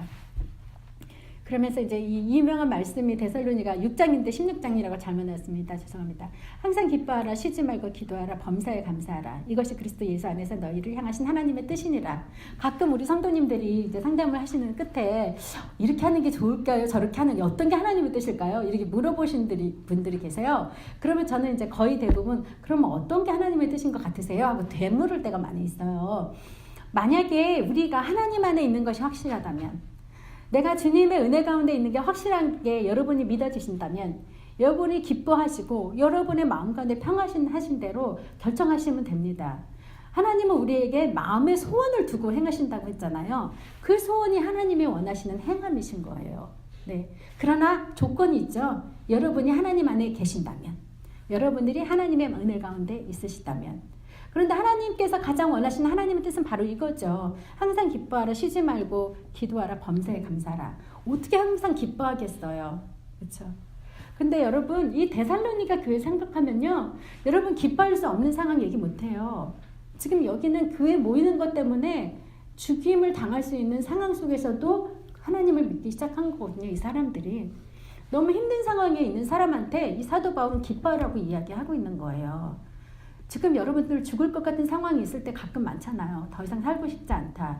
내 힘으로 아무것도 할 수 없다. 사람의 마음을 움직일 수 없다. 네. 그런데 그때도 사도 바울은 기뻐하라고 이렇게 이야기를 하고 있는 거예요. 몰라서 기뻐하라고 이야기하지 않았을 거예요. 나중에 빌립보서 같은 데 가면요. 빌립보서 가면 이제 사도 바울의 완숙한 단계에 이릅니다. 거기 거의 죽기 직전에 옥중에서 쓰신 서신이잖아요. 빌립보서에 흐르는 전체 주제가 뭐죠? 기쁨이잖아요. 빌립보서의 전체 주제가 기쁨인데 몸에 그렇게 많은 매맞음의 흔적과 고난의 흔적과 또 지금 자유롭게 움직일 수도 없는 감옥에 있는 그 상황 속에서 우리한테 기뻐하라 이렇게 이야기하는 것 자체가 굉장히 아이러니해요. 이거는 하나님 아니면은 해석이 불가능합니다. 여러분 하나님 아니면 우리의 삶에 해석이 불가능한 것들이 굉장히 많이 있으시잖아요.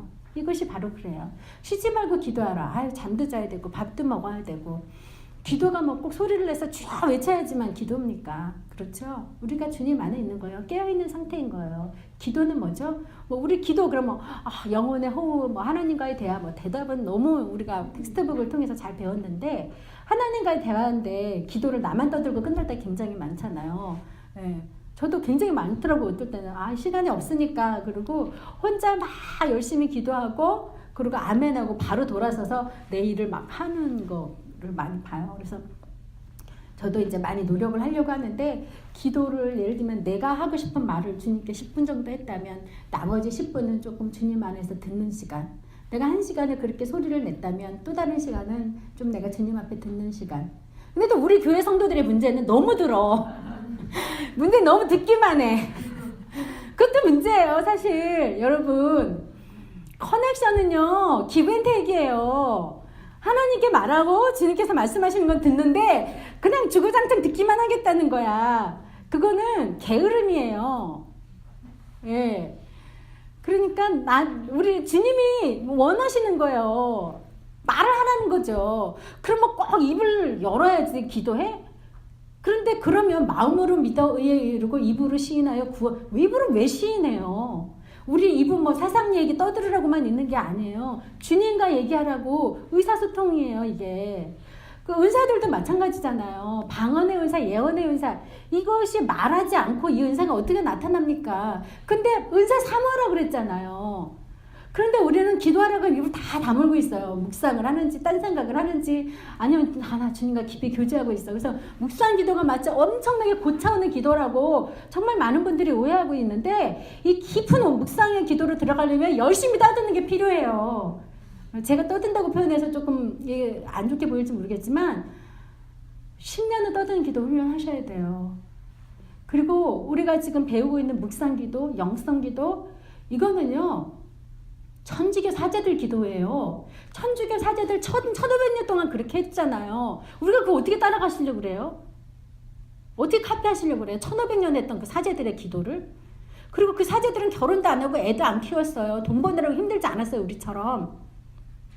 우리가 갖는 이 갈등의 문제 잘 몰라요. 실제적으로.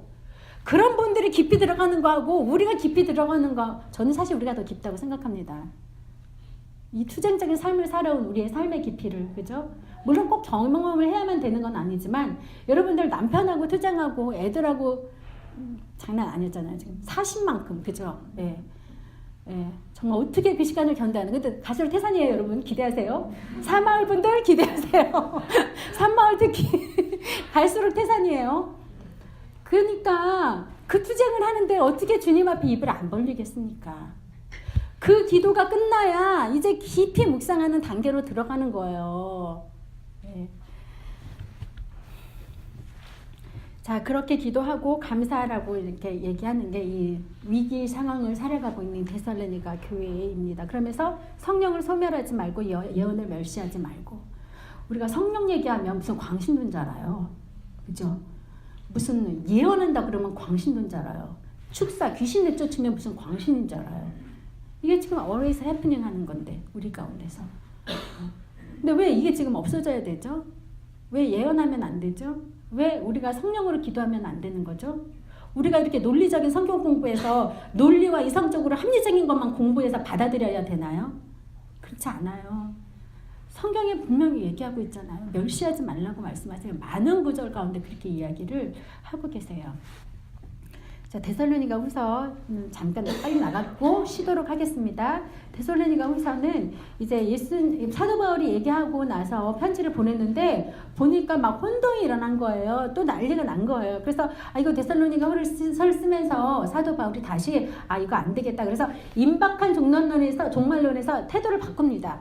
약 5, 6개월 정도 더 있다가 이제 바울이 편지를 보내게 되는데 아주 임박해서 정말 바로 오는 것은 아니다. 지금 예수님이 오실 거지만 그럼에도 불구하고 너희들은 너희들의 삶을 잘 살아야 된다. 라는 이야기를 하고 있는 것이 바로 이 데살로니가 후서의 이야기입니다. 그래서 여기서도 마찬가지로 게으르지 말고 다른 가르침에 현혹되지 말고 예수님이 반드시 오실 건데 예수님이 오시더라도 너희들은 너희들의 삶을 살아야 된다. 이런 말씀을 하고 있는 것이 바로 데살로니가 후서입니다. 그리고 그 구조들은 여러분들께서 이렇게 체크해 보시고요. 여기서 너희로 환난을 받게 하는 자들에게는 환난으로 갚으시고 환난을 받는 너희에게는 우리와 함께 안식으로 갚으시는 것이 하나님의 공이시다 얘기를 하는 겁니다. 하나님의 사랑이 어떻게 지옥으로 보내? 어떤 사람들이 막 흥분하면서 얘기를 하시거든요. 그러면 하나님이 사랑만 있고 공의가 만약에 없으시다면 얼마나 이 땅이 무질서하겠습니까? 그렇죠. 하나님의 공의는 반드시 너희들이 환난 가운데 아픈 그 상황들을 알고 계시고 또 너희를 환난 가운데 넘겨준 그 악인들에 대해서도 하나님이 반드시 기억하시고 심판하실 것이다 라는 말씀을 하고 있는 거예요. 네. 근데 이제 이 말씀을 우리를 비난하는 사람한테 자꾸 적용하시면 안 됩니다. 내 입장에서는 그 사람 날 비난하는 거지만 그 사람 입장에서는 내가 그 사람 비난하는 것일 가능성이 굉장히 많아요. 그죠? 예. 형제들아 너희는 선을 행하다가 낙심하지 말라. 그 재림의 신앙을 계속해서 지켜라. 이 말씀을 하고 있는 것입니다. 네, 저희 5분 쉬었다가 또 가도록 하겠습니다. 수고하셨습니다. 잘 쉬셨죠? 네, 네. 자, 바울 서신이 사실은 굉장히 양이 방대해가지고 이거를 2시간에 자, 고린도 전서를 또 하겠습니다. 고린도는 제가 조금 전에 말씀드린 것처럼 선원들이 있고 또 항구 도시이기 때문에 굉장히 음란한 그런 지역이라고 이야기를 했죠. 그래서 사실은 우리가 예수님을 믿었을 때 버릴 것이 많잖아요. 그런데 이렇게 이런 선원들이나 혹은 그 지역에 상행위를 하고 있던 사람들, 술집을 하는 사람들, 또 창녀를 운영하고 있었던 사람들 입장에서는 예수님을 믿게 되면 거의 모든 상업을 포기해야 되는 상황이니까 예수님을 믿는 게 쉽겠습니까? 안 쉽겠습니까? 안 쉬운 거예요. 왜냐하면 먹고 살 길이 막연해지는 그런 상황 속에서. 그런데도 불구하고 예수님을 믿게 됐죠. 저는 그렇기 때문에 어떤 의미에서는 이 고린도 이 교회가 굉장히 많은 어떤 이슈들이 많이 있었잖아요. 많은 이슈들이 있는데 그런데도 불구하고 하나님의 성령께서 아주 강력하게 임했던 지역이 아닌가라는 생각을 하게 됩니다. 그래서 이슈들과 더불어서 또 성령의 은사들에 대한 이야기들이 굉장히 많이 나오잖아요. 그래서 뭐 12장 은사장, 그 다음에 13장에서 사랑에 대해서 이야기하고 또 14장에 가도 은사에 대한 이야기들을 많이 하는 것을 보게 되거든요. 그래서 이슈들이 많이 있지만 이런 어려운 상황 속에 있는 곳에 또 어렵기 때문에 제발 살려주십시오. 하나님을 향한 기도가 있었겠고 그 기도를 따라 하나님께서 많은 성령의 은사들을 또 부어주신 그런 지역과 그런 교회가 아니었을까라는 생각을 하게 됩니다. 이 고린도 도시 안에요. 뭐 코린티아 조마이 이제 헬라어 같은 건데요. 이건 뭐냐면 고린도인처럼 행한다라는 말이 있어요. 이게 야 너 꼭 고린도 사람 같아 이 말이에요. 너 꼭 고린도 사람 같아 이 말은 뭐냐면 너 너무 음란해 이 말을 얘기를 하는 거예요. 나중에 그 그레데 섬이 있거든요. 그러니까 우리도 이렇게 어떤 속어라 그러나 뭐 그 표현 있잖아요. 어디 사람은 느낌이 어떤 그런 거 있잖아요. 조센진 뭐 이런 표현들 있잖아요. 조센진 하면 무슨 의미를 가지고 있고 뭐 일본을 또 뭐 하는 거 있죠? 뗀놈, 외놈, 뗀놈 했을 때 가는 이미지가 있잖아요. 저 고린도 사람. 이렇게 얘기하면 그런 의미를 가지고 있다고 얘기하는 거예요. 또 그레데 섬 같은 경우에는 저 그레데 같은 놈. 이렇게 얘기하면 그레데 사람은 사기를 많이 치거든요. 그래서 거짓말쟁이를 그레데 사람 이렇게 이야기를 하는. 그래서 이 고린도 같은 경우에는 이미 그 지역에 파다하게 좀 음란한 사람들이라는 그런 의미를 가지고 있었던 그 지역이라고 합니다. 그래서 실제적으로 불륜의 문제도 굉장히 많았고 가늠의 문제, 결혼의 문제, 이혼의 문제들을 이 고린도전서 안에서 이렇게 다루게 됩니다. 이 배경은요. 이렇게 제가 장황하게 썼는데 이게 무슨 말이냐면 고린도전서와 고린도후서가 우리에게는 2권이 남겨져 있지 않습니까? 그런데 실제적으로는 이 2권이 아니라 고린도에는 4권의 편지를 사도 바울이 보냈을 것이다 라고 이야기를 하는 겁니다. 자 보세요. 고린도전서 5장 9절에 내가 너에게 쓴 편지에 하면서 내가 지금 고린도전서를 쓰고 있는데 내가 쓴 편지가 있다고 이야기를 합니다. 그래서 우리는 그거를 제1편지라고 명명하는 거예요. 그리고 그 다음에 이제 제가 편지를 쓰는 거죠. 내가 너한테 편지를 보냈는데 글로의 지편이라는 거는 글로에가 어떤 종을 보냈을 것이다 라고 생각하는 거죠. 그래서 그 종한테 내가 편지를 보냈는데 그 편지를 보낸 사람이 돌아와서 지금 너희에게 분쟁이 있다라는 얘기를 나한테 하고 있어. 그래서 고린도전서를 처음 쓸 때 분쟁에 대한 이야기를 쓰고 있는 거거든요. 그래서 제1편지, 첫 번째 편지가 갔는데 그거는 우리에게 남겨져 있지 않고 지금 2번째 편지가 바로 고린도전서입니다. 그래서 이 고린도전서를 통해서 교회 안에 일어나고 있는 분쟁에 대한 문제를 지적하고 그 안에 교회 안에 일어나는 여러 가지 이슈들을 이야기하는 것들이 바로 이 고린도전서입니다. 그 다음에 고린도전서 다음에 바로 우리는 고린도후서로 알고 있지만 고린도후서 2장에 보니까 내가 마음에 큰 눌림과 걱정이 있어 많은 눈물로 너희에게 쏟노니 이렇게 표현하는 것으로 봐서 먼저 썼던 편지가 있구나. 그래서 우리 제3편지를 눈물의 편지라고 명명을 합니다. 그래서 눈물로 쓴 편지가 어떤 게 하나 있었겠구나. 고린도 교회 안에 있는 모든 것들에 대해서 왜 이렇게 말을 안 듣냐고 하면서 그 눈물을 흘리며 호소했던 그 편지. 그래서 눈물의 편지라고 이야기합니다. 그리고 나서 그 편지를 갖던 사람이 또 와서 보고를 하는 거예요. 보고의 내용이 기분이 좋은 내용입니다. 그래서 사도 바울이 우리에게 보고함으로 나를 더욱 기쁘게 하였노라 이렇게 얘기하는 걸 통해서 4번째 편지가 바로 고린도후서였구나 이렇게 알 수가 있습니다. 그래서 이 고린도전서 후서는 2권이 우리에게 주어졌지만 사실은 4권이 고린도 교회에 보내졌을 것이다 라고 생각하는 것입니다. 자, 이 고린도 교회의 배경은요. 고린도 교회 자체가 많은 이슈들을 가지고 있는 교회라고 얘기했잖아요. 그래서 그 글로의 집사람, 글로의 아마 종으로부터 문제들을 가지고 올 때 고린도 교회 안에 분쟁이 있다라는 얘기를 사도 바울에게 이야기를 하는 거예요. 그래서 사도 바울이 그 분쟁에 대해서 아볼로파냐, 게바파냐, 바울파냐, 심지어 그리스도파냐, 파가 어딨냐? 그리스도가 우리에게 주어진 하나님이시다. 그 얘기를 이제 하는 거고요. 그 다음에 소송의 문제, 분쟁의 문제, 근친상간, 간음, 부도덕, 결혼 이런 것들에 대한 이야기들을 또 이야기를 하기 위해서 이것을 쓰게 됐다는 것입니다.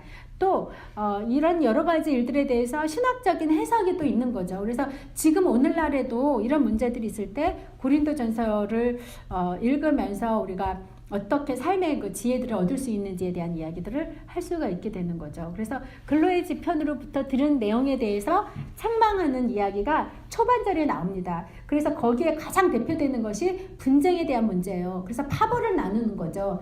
아볼로 같은 경우도 굉장히 지식층의 사람이라고 제가 말씀드렸잖아요. 그러니까 사도 바울 파도 있고 아볼로 파도 있고 그 다음에 이제 예수님의 제자 중에서 가장 같이 있었던 제자 게바, 베드로에 대한 이야기하고 심지어는 나는 아무파도 아니고 그리스도파다라고 이야기하면서 그리스도를 사람의 위치까지 끌어내리는 그런 파당에 대한 경쟁들이 있었던 것에 대한 이야기를 합니다. 그리고 나서 이제 5장 이후에 가게 되면 구체적인 문제 속에 접근을 하는 거예요. 그래서 음행하는 자들에 대해서 이야기를 하고 그 다음에 성적인 부도덕에 대해서 세상 법정에 대해서 그래서 사실 교인들 안에 법적인 문제가 생겼을 때 세상 법정으로 가져가지 말고 교회 안에서 해결하도록 하라 라고 하는 가르침들이 바로 이 고린도전서 안에 나오는 거죠. 여러분 법적인 문제 많이 나오죠. 교회에서 교회 안에서 교인들끼리 법적인 문제로 다투기도 하고 교회하고 세상 법적인 문제로 다투기도 하고 요즘은요, 그게 너무 많은 것 같아요. 제가 어릴 때는 어려서 몰랐었는지 모르겠지만, 지금은 교회의 법적인 소송권이 굉장히 많습니다. 저희가 어렸을 때는 그냥 교회 법 안에서, 예를 들면, 목회자에게 비리라든지 어떤 문제가 발생했을 때, 총회본부와 목회자, 총회본부와 교회 안에서 이 이슈들이 일어났었다면, 지금은 교회와 교회 간의 분쟁들이 세상 법정에서 다루어지는 일들이 굉장히 많이 있어요. 최근에는 이제 사랑의 교회 같은 경우도 세상 법정에서 다루어지고 있고, 한 5, 6년 전이기는 하지만, 순복음교회, 여의도 순복음교회 목사님하고 또 그 다른 문제들, 또 여의도 순복음교회 목사님의 아들하고 그 아들이 세운 회사, 그 소유권 분쟁의 문제 이런 것들이 다 교회를 감싸고 있는 소송의 문제, 법적인 문제들이 이렇게 일어나고 있습니다. 사실은 안 되죠. 참 부끄러운 일입니다. 그리고 고린도 교회 안에 다른 그 질문들에 대해서죠. 이혼을 해야 되냐 말아야 되냐, 결혼을 해야 되냐 말아야 되냐, 그럼 결혼한 사람은 다시 재혼하는 것, 그러면 나는 독신으로 살아야 되냐, 뭐 이런 얘기를 하는 거죠. 사도 바울의 견해는 독신으로 사는 것을 이렇게 많이 이렇게 옹호했었던 것 같습니다. 여러분 사람에 따라 다른 것 같아요. 결혼한 사람은 결혼하라고 그러겠죠. 또 독신으로 있는 사람은 독신으로 하라고 그러겠죠. 또 이혼의 경험이 있는 사람은 이혼하라고. 그러니까 각자의 그 경험을 바탕으로 해서 그렇게 이야기를 하지 않았나 이렇게 얘기하는데 사도 바울이 결혼했을까요?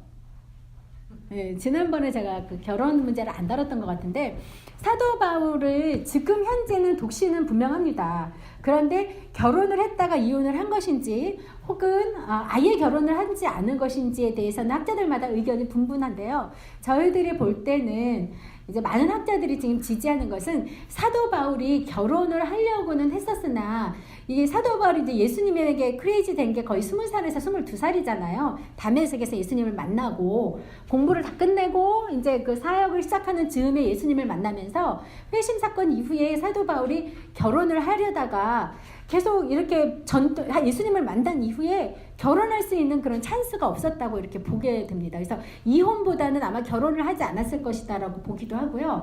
또 이혼에 대한 생각을 하는 사람들은 뭐냐면 사도 바울이 결혼을 했는데 이 여자는 분명히 할례당이나 율법주의에 속한 사람이었을 것이다. 그러나 사도 바울은 회심을 했기 때문에 이 여인과 같이 살 수 없어서 아마 이혼을 했을 것이다 라는 의견을 갖기도 합니다. 그래서 사도 바울의 서신서들을 보면 종교가 다를 때는 이혼해도 된다라는 얘기를 하고 있는 거잖아요. 그래서 아마 그런 근거들이 되지 않았을까라는 생각을 이제 하게 되는 거죠. 그리고 이 교회 안에 많은 분쟁들도 있었고 또 많은 도덕적인 문제들이 생겼지만 그럼에도 불구하고 이 교회 안에 성령의 역사가 충만했다는 겁니다. 그래서 성령의 역사가 충만한 것을 통해서 많은 은사들이 우리 교회 안에 부어지고 또 그 은사들을 이제 활용하는 일들이 있었는데, 그러다 보니까 이 교회의 특성상 혹은 성격상 사람들이 엄청나게 조금 튀는 사람들이 많이 있었던 것 같아요. 그러니까 막 파벌도 나누게 되는 거고, 또 막 열정으로 하다 보니까 은사들, 하나님의 성령의 은사들도 경험하게 되는데, 그 모든 것을 어우리는 것, 아우르는 것은 딱 한 가지밖에 없다. 사랑이다. 라고 결론을 냅니다. 그래서 믿음, 소망, 사랑 이 세 가지는 항상 있을 것인데 사랑이 제일이다 얘기를 하는 거죠.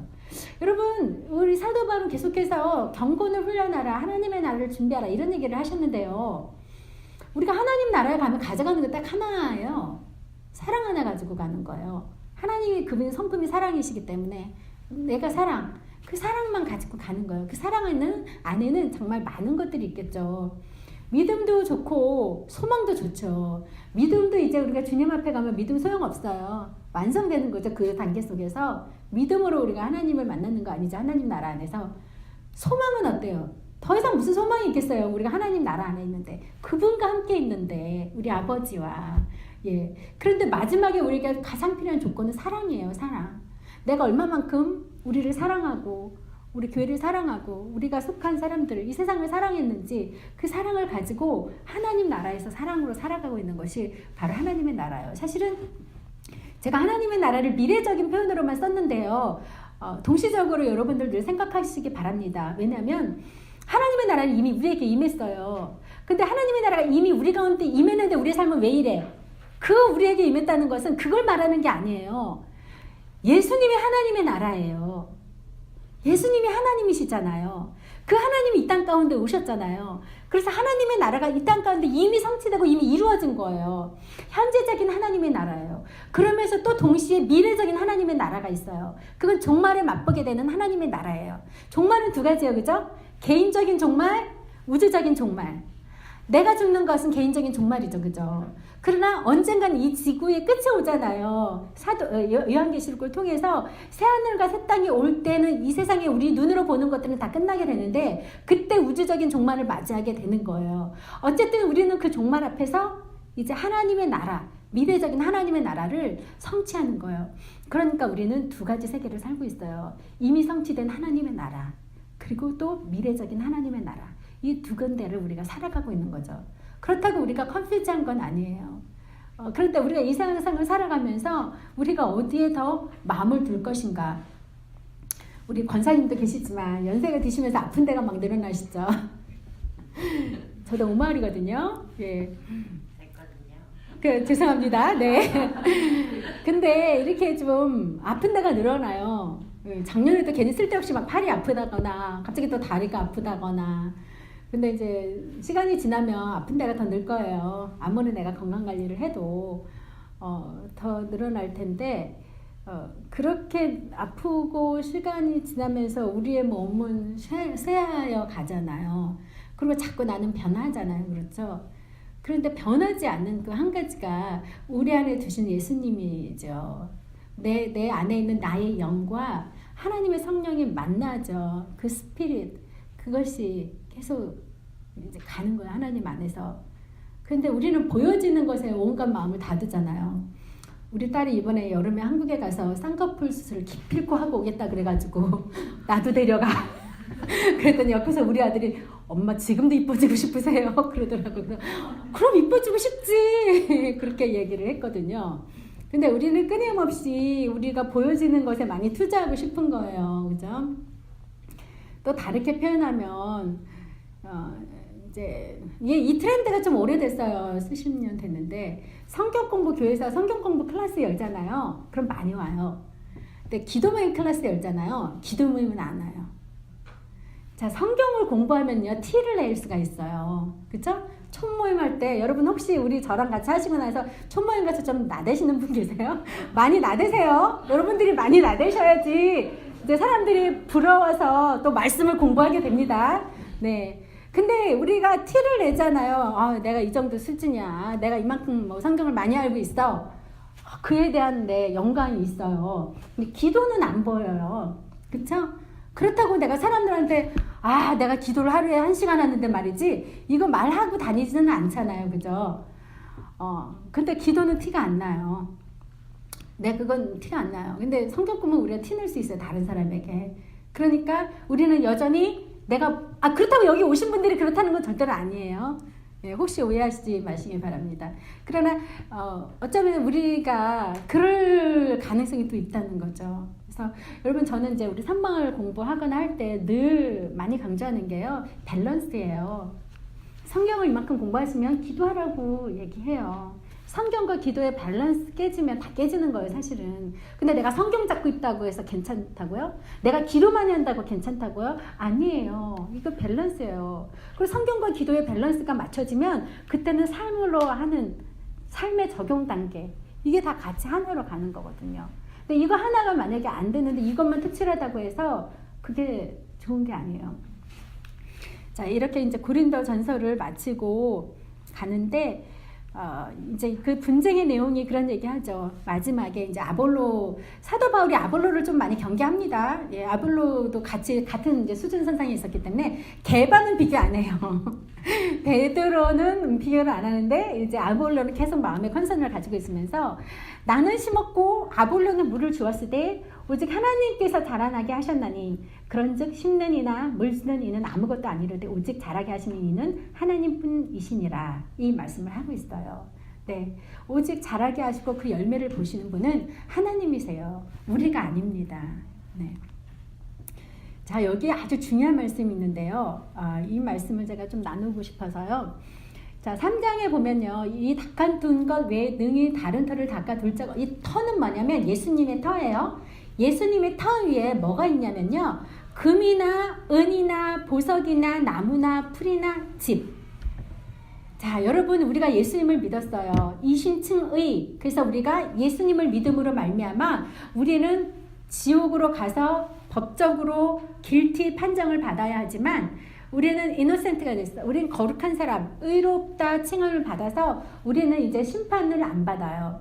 자, 우리는 의롭게 된 그 선상 위에서, 예수님의 그 선상 위에서 이제 뭘 쌓는 거예요. 뭘 쌓냐? 어떤 걸 쌓는데 어떤 사람은 금으로 쌓고 어떤 사람은 보석으로 쌓고 어떤 사람은 풀이나 짚으로 쌓는다 그랬어요.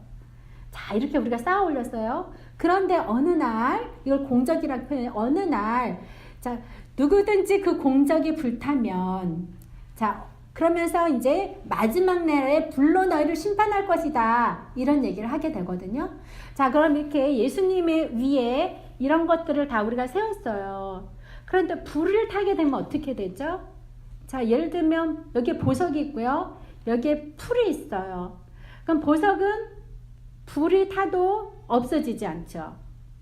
자, 짚이나 풀은 어때요? 나무 같은 것들. 불이 한번 휩쓸면 다 타서 제로 변해서 없어지게 되는 거죠. 자, 여러분 이해가 가세요? 제가 얘기하려고 하는 건. 우리는 물론 같은 선상에 있어요. 예수 그리스도를 주로 삼아서. 그래서 우리는 그 예수님을 통해서 이제 삶을 살아가고 있는 거예요. 바울이 믿음만 강조했을까요? 바울은 믿음만 강조하지 않았어요. 그래서 나중에 바울은 계속해서 무슨 얘기를 하고 있냐면 상급에 대한 이야기를 하고 있어요. 상급. 상급은 뭐예요? 우리가 예수님을 믿은 그 상태 속에서 구원을 받느냐 안 받느냐를 얘기하는 게 아니라 우리가 이제 예수님의 은혜 안에 들어온 그런 사람으로서 어떻게 주님과 동행하는 삶을 살았느냐에 대한 이야기를 하는 것이 상급이에요. 우리는 상급을 받으려고 쫓아가는 것에 대해서 뭘 굳이 그렇게 해, 그렇게 얘기하거든요. 굳이 그렇게 하셔야 돼요. 세상을 따라가는 게 아니에요. 제가 맥도날드에 그 스티커 붙이는 게 재미가 붙어가지고 지난번에 한번 그거 사보니까 괜찮더라고요. 프리커피 한 잔 마시는데 딱 한 번 그거 써봤거든요. 그 티켓 해가지고 그런데 너무 좋더라고. 기분이 이 공짜가 주는 짜릿함인가 봐요. 이게 1불짜리라도. 그런데 이제 그 다음 주에 교회를 딱 왔는데 그 교회 앞에 쓰레기통에 맥도날드 컵이 있는 거예요. 순간 제가 딱 그걸 보는 순간 꺼내가지고 스티커를 떼고 싶은 유혹이 확 오는 거예요. 안 뗐어. 왜냐면 내가 처음에 떼려고 딱 봤는데 이 휴지통이 김창현 목사님 방향 직통이야, 사각이야. 그래 내가 쓰레기통을 딱 보면서 컵이 있네. 그래서 딱 컵을 띄려고 보는 순간 바로 내가 눈을 딱 들어보니까 김창현 목사 저기 있는 거야. 날 쳐다보진 않았어요. 날 쳐다보진 않았는데 그분이 거기 있는 걸 보면서 안 뛰었어요. 그리고 제자리를 돌아가서 앉아가지고 잠깐 회의를 했어요. 보지도 않는데 뛸걸. 근데 이게 상급이에요. 그러면서 내가 이렇게 이런 열정으로 하나님의 상급을 바라볼까? 그런 생각을 이렇게 가게 되는 거예요. 제가 꼴보기 싫은 인간 한 번 더 사랑해주고 정말 미안하지 않는데 미안하다고 얘기하는 거 되게 쉽지 않잖아요. 근데 미안하다고 얘기할 때 그때 하나님께서 나의 보물을 쌓는다면 어떻게 하시겠어요? 하겠죠. 하지 않겠어요? 난 할 것 같아요. 근데 그게 안 보이는 거예요. 하나님의 상급이. 그리고 하나님의 말씀이 믿어지지 않는 거예요. 그러니까 안 하는 것 같아요. 맥도날드처럼 바로 보이면 할 텐데. 예. 근데 이게 우리는 안 보이니까 안 한다고 하는데 보이잖아. 성경에서도 여러 번 얘기하고 있잖아요. 안 믿는 거죠. 아니면 무시하는 거죠. 하나님의 말씀을.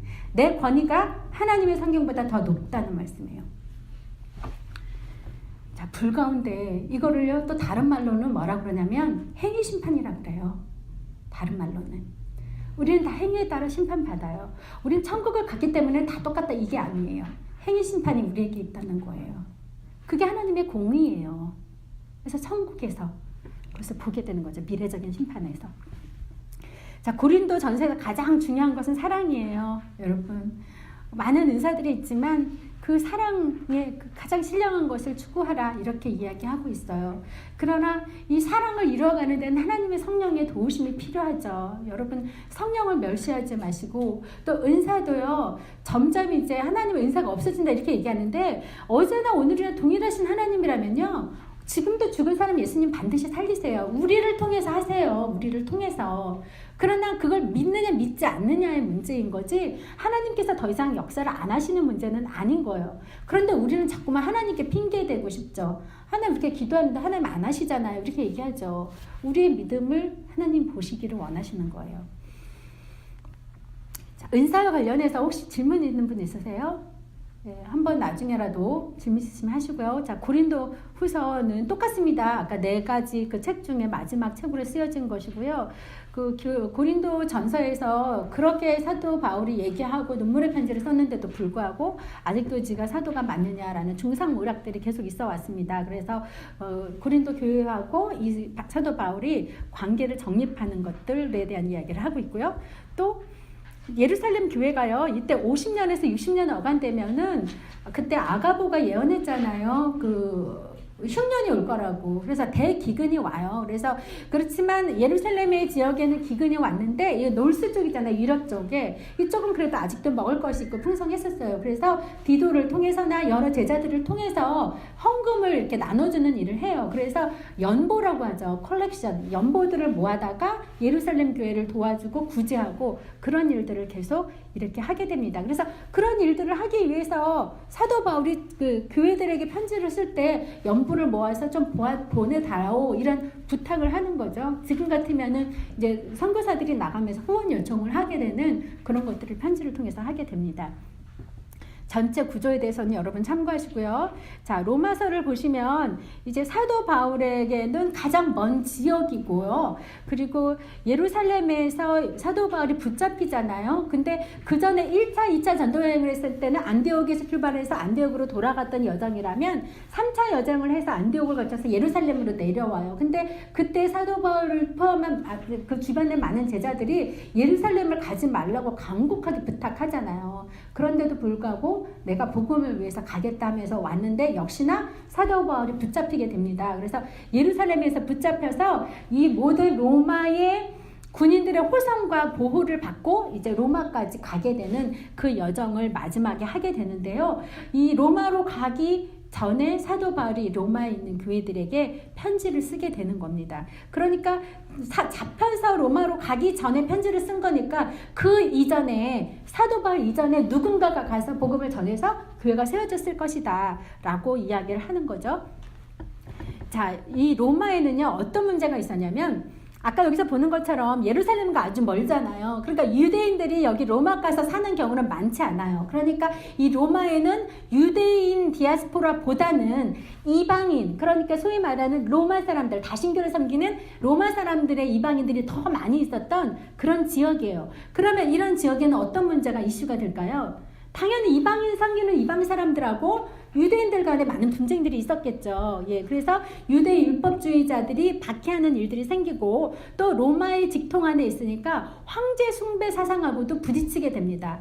또 그때 제가 아까 고린도 지역, 요 지역에 뭐 소크라테스, 플라톤, 아리스토텔레스 살았다고 그랬잖아요. 이 사람들의 영향을 받은 플라톤주의들이 성행하고 있었을 때였습니다. 꼭 신플라톤주의를 얘기하지 않아도 이 로마 안에는요, 이미 뭐 많은 신들이 있었기 때문에 각 신들을 향한 독터린, 교리들이 다 나와 있는 그런 상태였어요. 그러니까 각 교리들이 나와 있는 상태에서 그리스도 교리가 들어갔으니까 당연히 싸움이, 분쟁이 일어날 수밖에 없는 거죠. 이런 분쟁이 일어나고 있으니까 사도 바울께서 그거 분쟁하지 말아라, 이 복음은 이것이다 하면서 이신칭의 교리에 대해서 막 설명을 막 해주고 있는 것이 바로 로마서인 거죠. 그러니까 이 로마서는 이 여기에서 일어나는 것들을 문제를 베이스로 해서 그렇게 쓸 수밖에 없었던 거지, 사도 바울 자체가 로마서 교회에다가 기독교의 교리를 변증하려고 쓴 책이 절대로 아니다라는 이야기를 하고 있는 거죠. 로마에서 가장 큰 문제는 황제 숭배 사상입니다. 이때는 황제 숭배가 본격적으로 나오진 않고요. 황제가 죽으면 황제로 숭상을 하기 시작한 거예요. 사람이 신이 되는 일들이 로마에서 있었던 거죠. 그래서 그런 사상들 때문에 이제 그리스도를 섬기는 사람들이 로마 황제 입장에선 꼴보기 싫은 거죠. 그래서 죽이기 시작한 겁니다. 그래서 죽이기 시작하니까 그리스도인들이 어디로 가냐면은 카탈룸으로 가는 것이죠. 로마서에서 말하고 있는 이런 공고나 박해나 기근이나 환란이나 적신이나 위험이나 칼, 이거는요 그냥 영적인 의미가 아니에요. 진짜로 이 사람들이 경험하고 있는, 에브리데이 경험하는 것. 그러면서 죽임을 당하고 매일 도살당한 양같이 여김을 받았다. 도살당할 양은 언제 죽을지 모르잖아요, 그죠? 그런 상태 속에서 살고 있다는 거죠. 여러분, 만약에 내일이 없다고 생각하면 여러분 어떻겠어요? 언제 죽을지 모른다는 그런 마음이, 그런 상태 속에서 지금 살아가고 있는 거거든요. 자, 제가 혹시 카타콤 가보신 적 있으세요? 지하에? 예. 이 카타콤을 가보니까 이렇게 좁은 골목길을 해서 가는데 여기 홀이 가운데 이렇게 홀이 다 있잖아요. 구멍구멍. 그 구멍구멍은 뭐냐면 다 시체가 있는 자리예요. 예. 그래서 여기서 거의 이제 기독교가 공인을 313년에 했으니까 거의 300년 혹은 200년을 사람들이 이 안에서 살고 태어나고 죽고 했으니까 그 죽은 사람들 나중에 보니까 몸이 굉장히 작아요. 그리고 아주 작은 데도 있거든요. 그거는 아기들의 무덤이에요. 그래서 여자들이 임신을 하면요, 제가 여기 지하를 가봤더니 손으로 이렇게 굴을 파도 될 만큼 팔 수가 있어요. 그래서 이렇게 손으로 이렇게 막 긁어내면은 이렇게 홀을 팔 수가 있는데, 여자들이 임신을 하게 되면 임신을 한 순간부터 홀을 판대요. 왜냐면 아기가 태어나자마자 이 시체들과 같이 살았으니까 뭐 병균들도 많고 그랬잖아요. 그래서 아기가 태어나자마자 죽거나 아기 때 죽는 확률이 굉장히 높았기 때문에 임신과 동시에 홀을 파고, 그러다가 아기가 살면 사는 거고 죽으면 여기에다가 이제 아기를 이렇게 집어넣어서 시체로 하고, 그래서 자기가 잠자는 공간 안에 같이 시체들과 함께 이렇게 평생을 살고, 또 이렇게 이 지하 오른쪽에 보시면 이게 그 입구처럼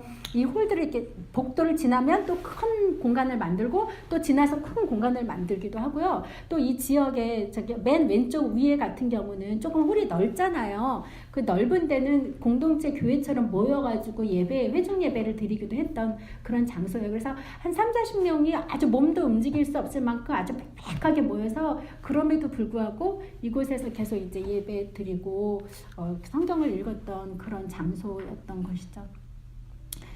카타콤을 갔다 왔는데도 안 변해요, 사람이. 어떡하면 좋아요. 네. 이런 곳입니다. 우리의 복음은 이제 이런 것을 통과해서 세워진 거죠. 이렇게까지 핍박을 했는데도 불구하고 그리스도 교인들이 다 사라지지 않는 것은 성령의 역사이시죠, 전적으로. 네. 자, 그래서 이 로마는 그 신앙 간의 차이, 또 유대인들과 이방인들 간의 분쟁, 그리고 어떤 것이 진짜 복음이냐, 그것 위에 세워졌고, 그것에 대해서 교리적으로 해석을 하는 것이 필요했기 때문에 사도 바울께서 로마 교회에다 편지를 썼습니다. 그러면서 또 한 가지 중요한 이슈가 내가 사바나까지 가려고 하는데 너희들이 나를 좀 도와줘라 라는 편지의 내용을 쓰게 되죠. 15장에 보면 이제 내가 사바나로 갈 때 가려는 원이 있었다 그런 얘기를 하죠. 그리고 나서 24절에 보면 이는 지나가는 길에 너희를 먼저 보고 너희와 교제하고 약간 만족을 받은 후에 너희의 그리로 보내심을 바람이라 나를 파송해달라 그 얘기를 지금 하고 있는 거죠. 그래서 사도 바울이 로마에다 교회 편지에 쓴 것은 교리적인 것들을 얘기할 뿐만 아니라 내가 사바나로 꼭 가고 싶은데 나를 좀 지원해 다오 그 얘기의 목적도 가지고 있는 거죠. 자, 그리고 28절에 너희에게를 지나 사바나로 가리라. 사도 바울이 갔겠습니까? 안 갔겠습니까?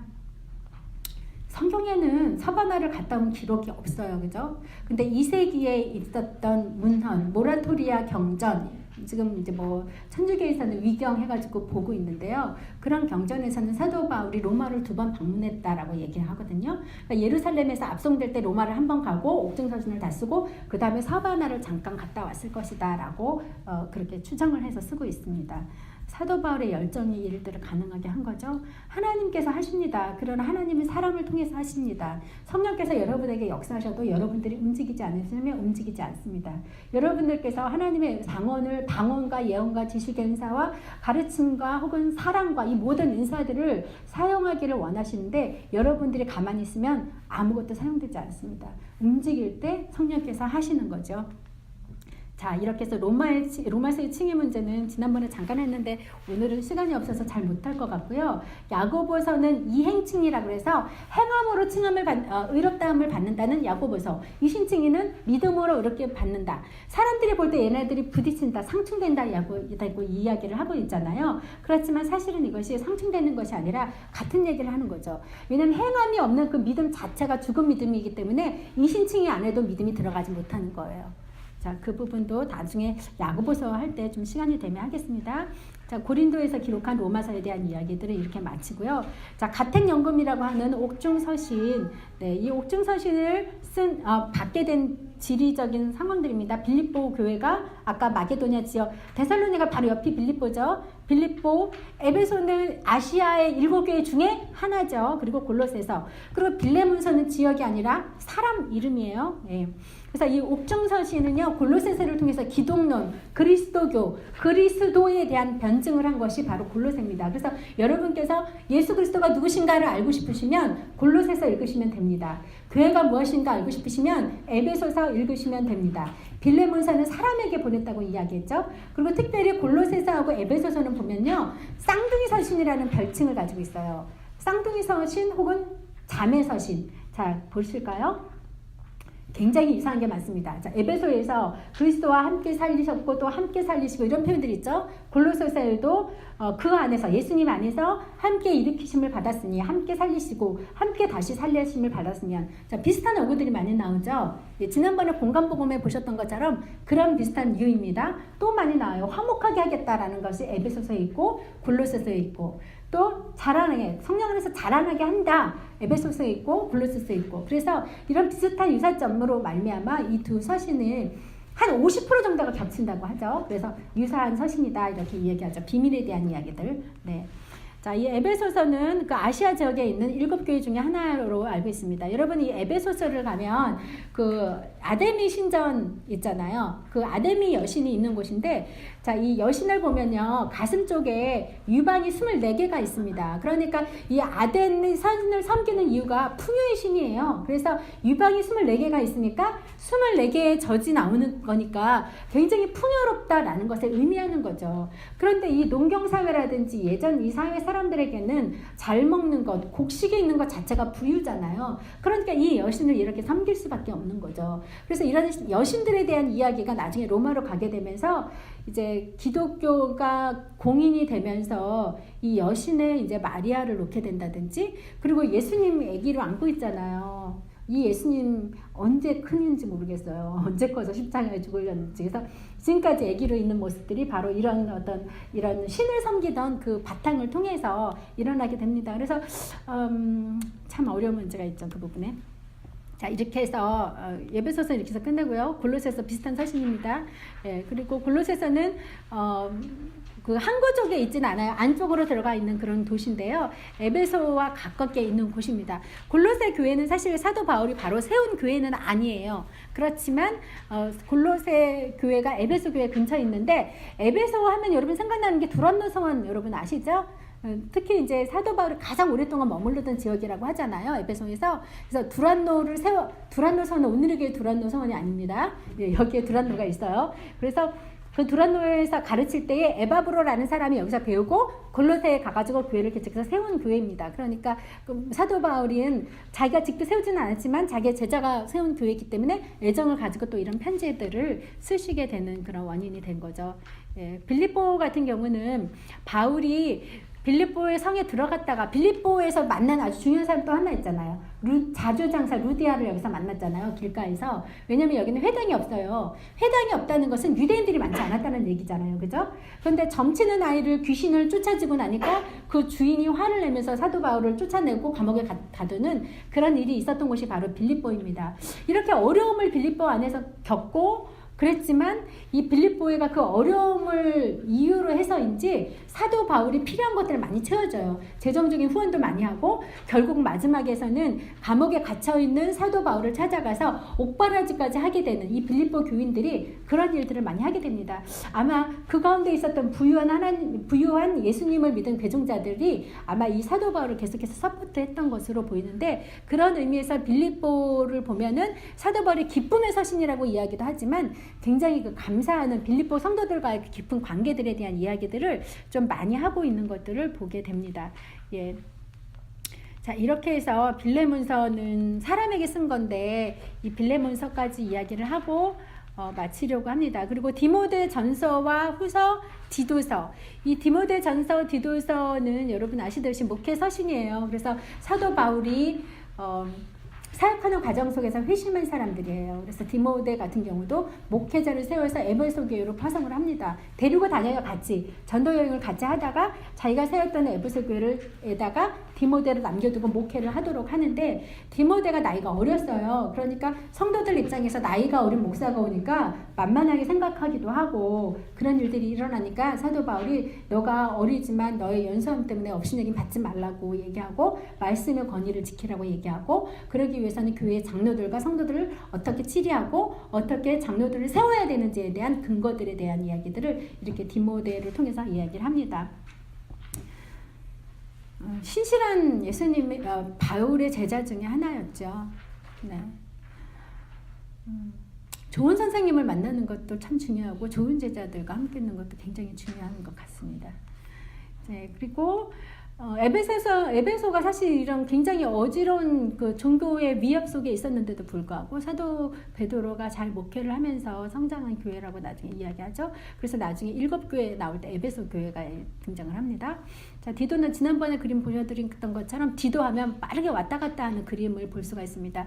디모데 같은 경우에는 조금 온실의 화초 같은 느낌이라면 디도는 굉장히 와일드합니다. 특히 이제 헬라인이니까, 이방인이니까는 유대교 어디에 가도 전혀 지장을 받지 않고 아무도 핍박하는 사람이 없죠, 이 사람은. 그렇기 때문에 여기저기 다니면서 사도 바울이 뭘 갖다 주고 헌금 갖다 주고 예루살렘에 헌금 갖다 주고 편지 좀 전해주고 편지 전해주고 이런 역할을 했던 것이 바로 디도이고, 또 디도 같은 경우는 나중에는 이제 그레데 섬에 가서 목회를 하게 돼요. 그레데 같은 경우는 제가 조금 전 말씀드린 것처럼 사기치는 사람 하면 다 그레데에 모여 있거든요. 그래서 이 그레데에서 나중에 마지막에 목회를 합니다. 그러니까 디모데 같은 사람을 그레데에 갖다 놓으면 아마 거의 정신병 크레이지가 돼서 나왔을 수도 있을 것 같아요. 그런데 이 디도 같은 경우는 굉장히 터프한 상황이었기 때문에 이 교회에 맡기고 이 교회에서 이제 복음 전도 목회하는 사역을 하고 마치게 됩니다. 네. 자, 그리고 고린도 후서는 정말 내가 관제와 같이 내 몸이 드려졌다. 마치 내가 죽어서 썩기 직전의 몸인 것처럼 그런 은유적인 표현을 이렇게 사용하게 됩니다. 그렇게 하면서 디모데 후서에 마무리를 하게 됩니다. 그러면서 마지막에 유언처럼 남기는 얘기가 사도 바울은 늘 그랬던 것 같아요. 유대인으로 있을 때도 내가 율법으로는 흠이 없는 자다 이렇게 얘기했잖아요. 그런데 예수님을 믿고 나서는 내가 몸에 예수님의 흔적을 가졌다고 이야기하고 그리고 내가 40대 가만매를 맞고도 내가 계속 복음을 행진을 이루어 갔다 하면서 마지막에 복음과 함께 고난을 받아라. 나를 본받는다 되라. 이런 얘기를 하고 있잖아요. 그래서 복음과 함께 고난을 받는 자가 되라. 네. 여러분에게 누군가 고난을 받으라고 복음으로 인해 고난을 받으라는 초청을 하시면 응답을 하시겠습니까? 여러분 어떻게 하시겠어요? 네. 이것이 우리가 뭐 고난의 상황은 아니지만 작은 것부터 하는 거예요. 그렇죠? 말씀 가운데 또 기도 가운데 나를 훈련 가운데 넣는 거죠. 지금 여기 안 오시면 할 일 굉장히 많으시잖아요. 사실 집안일도 데코레이션도 더 예쁘게 할 수 있고 청소도 할 수 있고 쉴 수도 있고 또 TV도 볼 수 있고 친구들과 만날 수도 있고 우리가 그런 시간들을 포기하는 거예요. 예. 그런 시간들 포기해서 우리가 이 시간에 모여서 이렇게 말씀을 나눴는데 이런 것이 복음과 함께 고난을 받는 시작이기도 하고 또 그런 과정도 이렇게 가는 것이기도 합니다. 우리가 말씀을 들은 만큼 삶 속에서 이렇게 드러나길 원하는데요. 제가 지난주에 아침에 시간을 끝내고 나서 되게 좀 제 마음에 너무 죄송한 마음이 들었어요. 혹시 제가 지난주에 너무 심한 표현을 했다면 용서해 주시기 바랍니다. 네. 근데 여러분에게 하는 얘기가 아니에요. 그러니까 무슨 얘기 다 까먹었죠? 아유, 까먹는 의사가 있으셔가지고. 우리가 조금 비난 좀 받으면 어떠냐고 막 그런 얘기를 했었잖아요. 네. 혹시 마음에 저 때문에 상함을 받으셨다면 용서해 주시고. 네. 네, 그렇습니다. 그럼 수고하셨고요. 다음 주에는요, 일반 서신을 하겠습니다. 다음 주 일반 서신은 이제 히브리서를 기준으로 해서 요한 3서까지 가고요. 그리고 그 다음 주에 마지막은 이제 요한계시록을 하도록 하겠습니다. 그래서 여러분들이 기본적으로 혹시 좀 질문을 가지고 오셔도 괜찮을 것 같고, 특히 요한계시록을 하시는 날은요, 지금까지는 여러분들이 보기만 하셨는데, 요한계시록 하시는 날 마지막 날 오실 때는 꼭 성경책을 가져오시기 바랍니다. 성경 앱을 가져오지 마시고 성경책을 가져오셔야 합니다. 요한계시록 하는 날은. 예, 그래서 그날은 조금 마지막 요한계시록을 보면서 성경으로 마무리를 하면 좋을 것 같습니다. 마지막 날은 요한계시록만 합니다. 네, 기도하고 마치겠습니다. 살아계신 하나님, 주님을 사랑합니다. 사도 바울의 여정과 그의 삶을 엿보면서 또 많은 서신서를 통하여서 하나님의 사람들을 격려하고 또 이단을 경계하면서 우리가 복음을 지킬 수 있는 은혜를 주신 것을 감사합니다. 하나님, 우리가 믿음으로 의로워지는 것뿐만 아니라 믿음에 합당한 삶을 살아갈 수 있도록 우리가 말씀을 아는 것만큼 매일의 삶에 변화가 있게 하여 주시고 또 기도 가운데 정말 깊어져서 하나님과 그 깊은 교제의 그 기쁨을 또 나눌 수 있는 하나님의 사람들이 되도록 인도하여 주시옵소서.